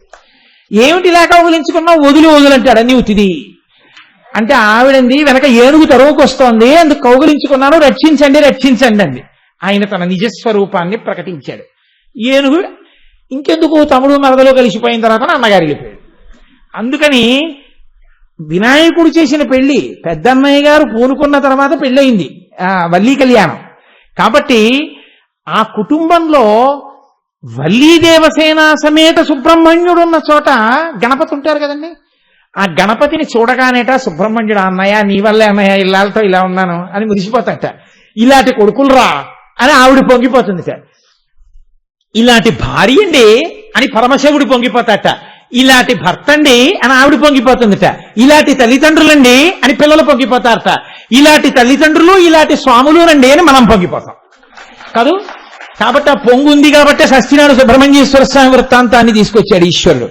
కాబట్టి మనం ఎప్పుడూ చక్కగా సుబ్రహ్మణ్యుణ్ణి సేవిస్తూ ఆయన అనుగ్రహాన్ని పరిపూర్ణంగా పొంది చక్కగా మన పిల్లాపాపలతో సంతోషంగా ఉండగలిగేటటువంటి స్థితిని వల్లీదేవసేన సహితుడైనటువంటి సుబ్రహ్మణ్యుడు తన యొక్క కారుణ్యధారల చేత మనని అనుగ్రహించుగాక అని స్వామి పాదములు పట్టి నమస్కరిస్తూ ఈ ఉపన్యాసాన్ని ఇవాళ ఇక్కడతో ముగించి రేపు వేరొక నామాన్ని స్వీకరిద్దాం.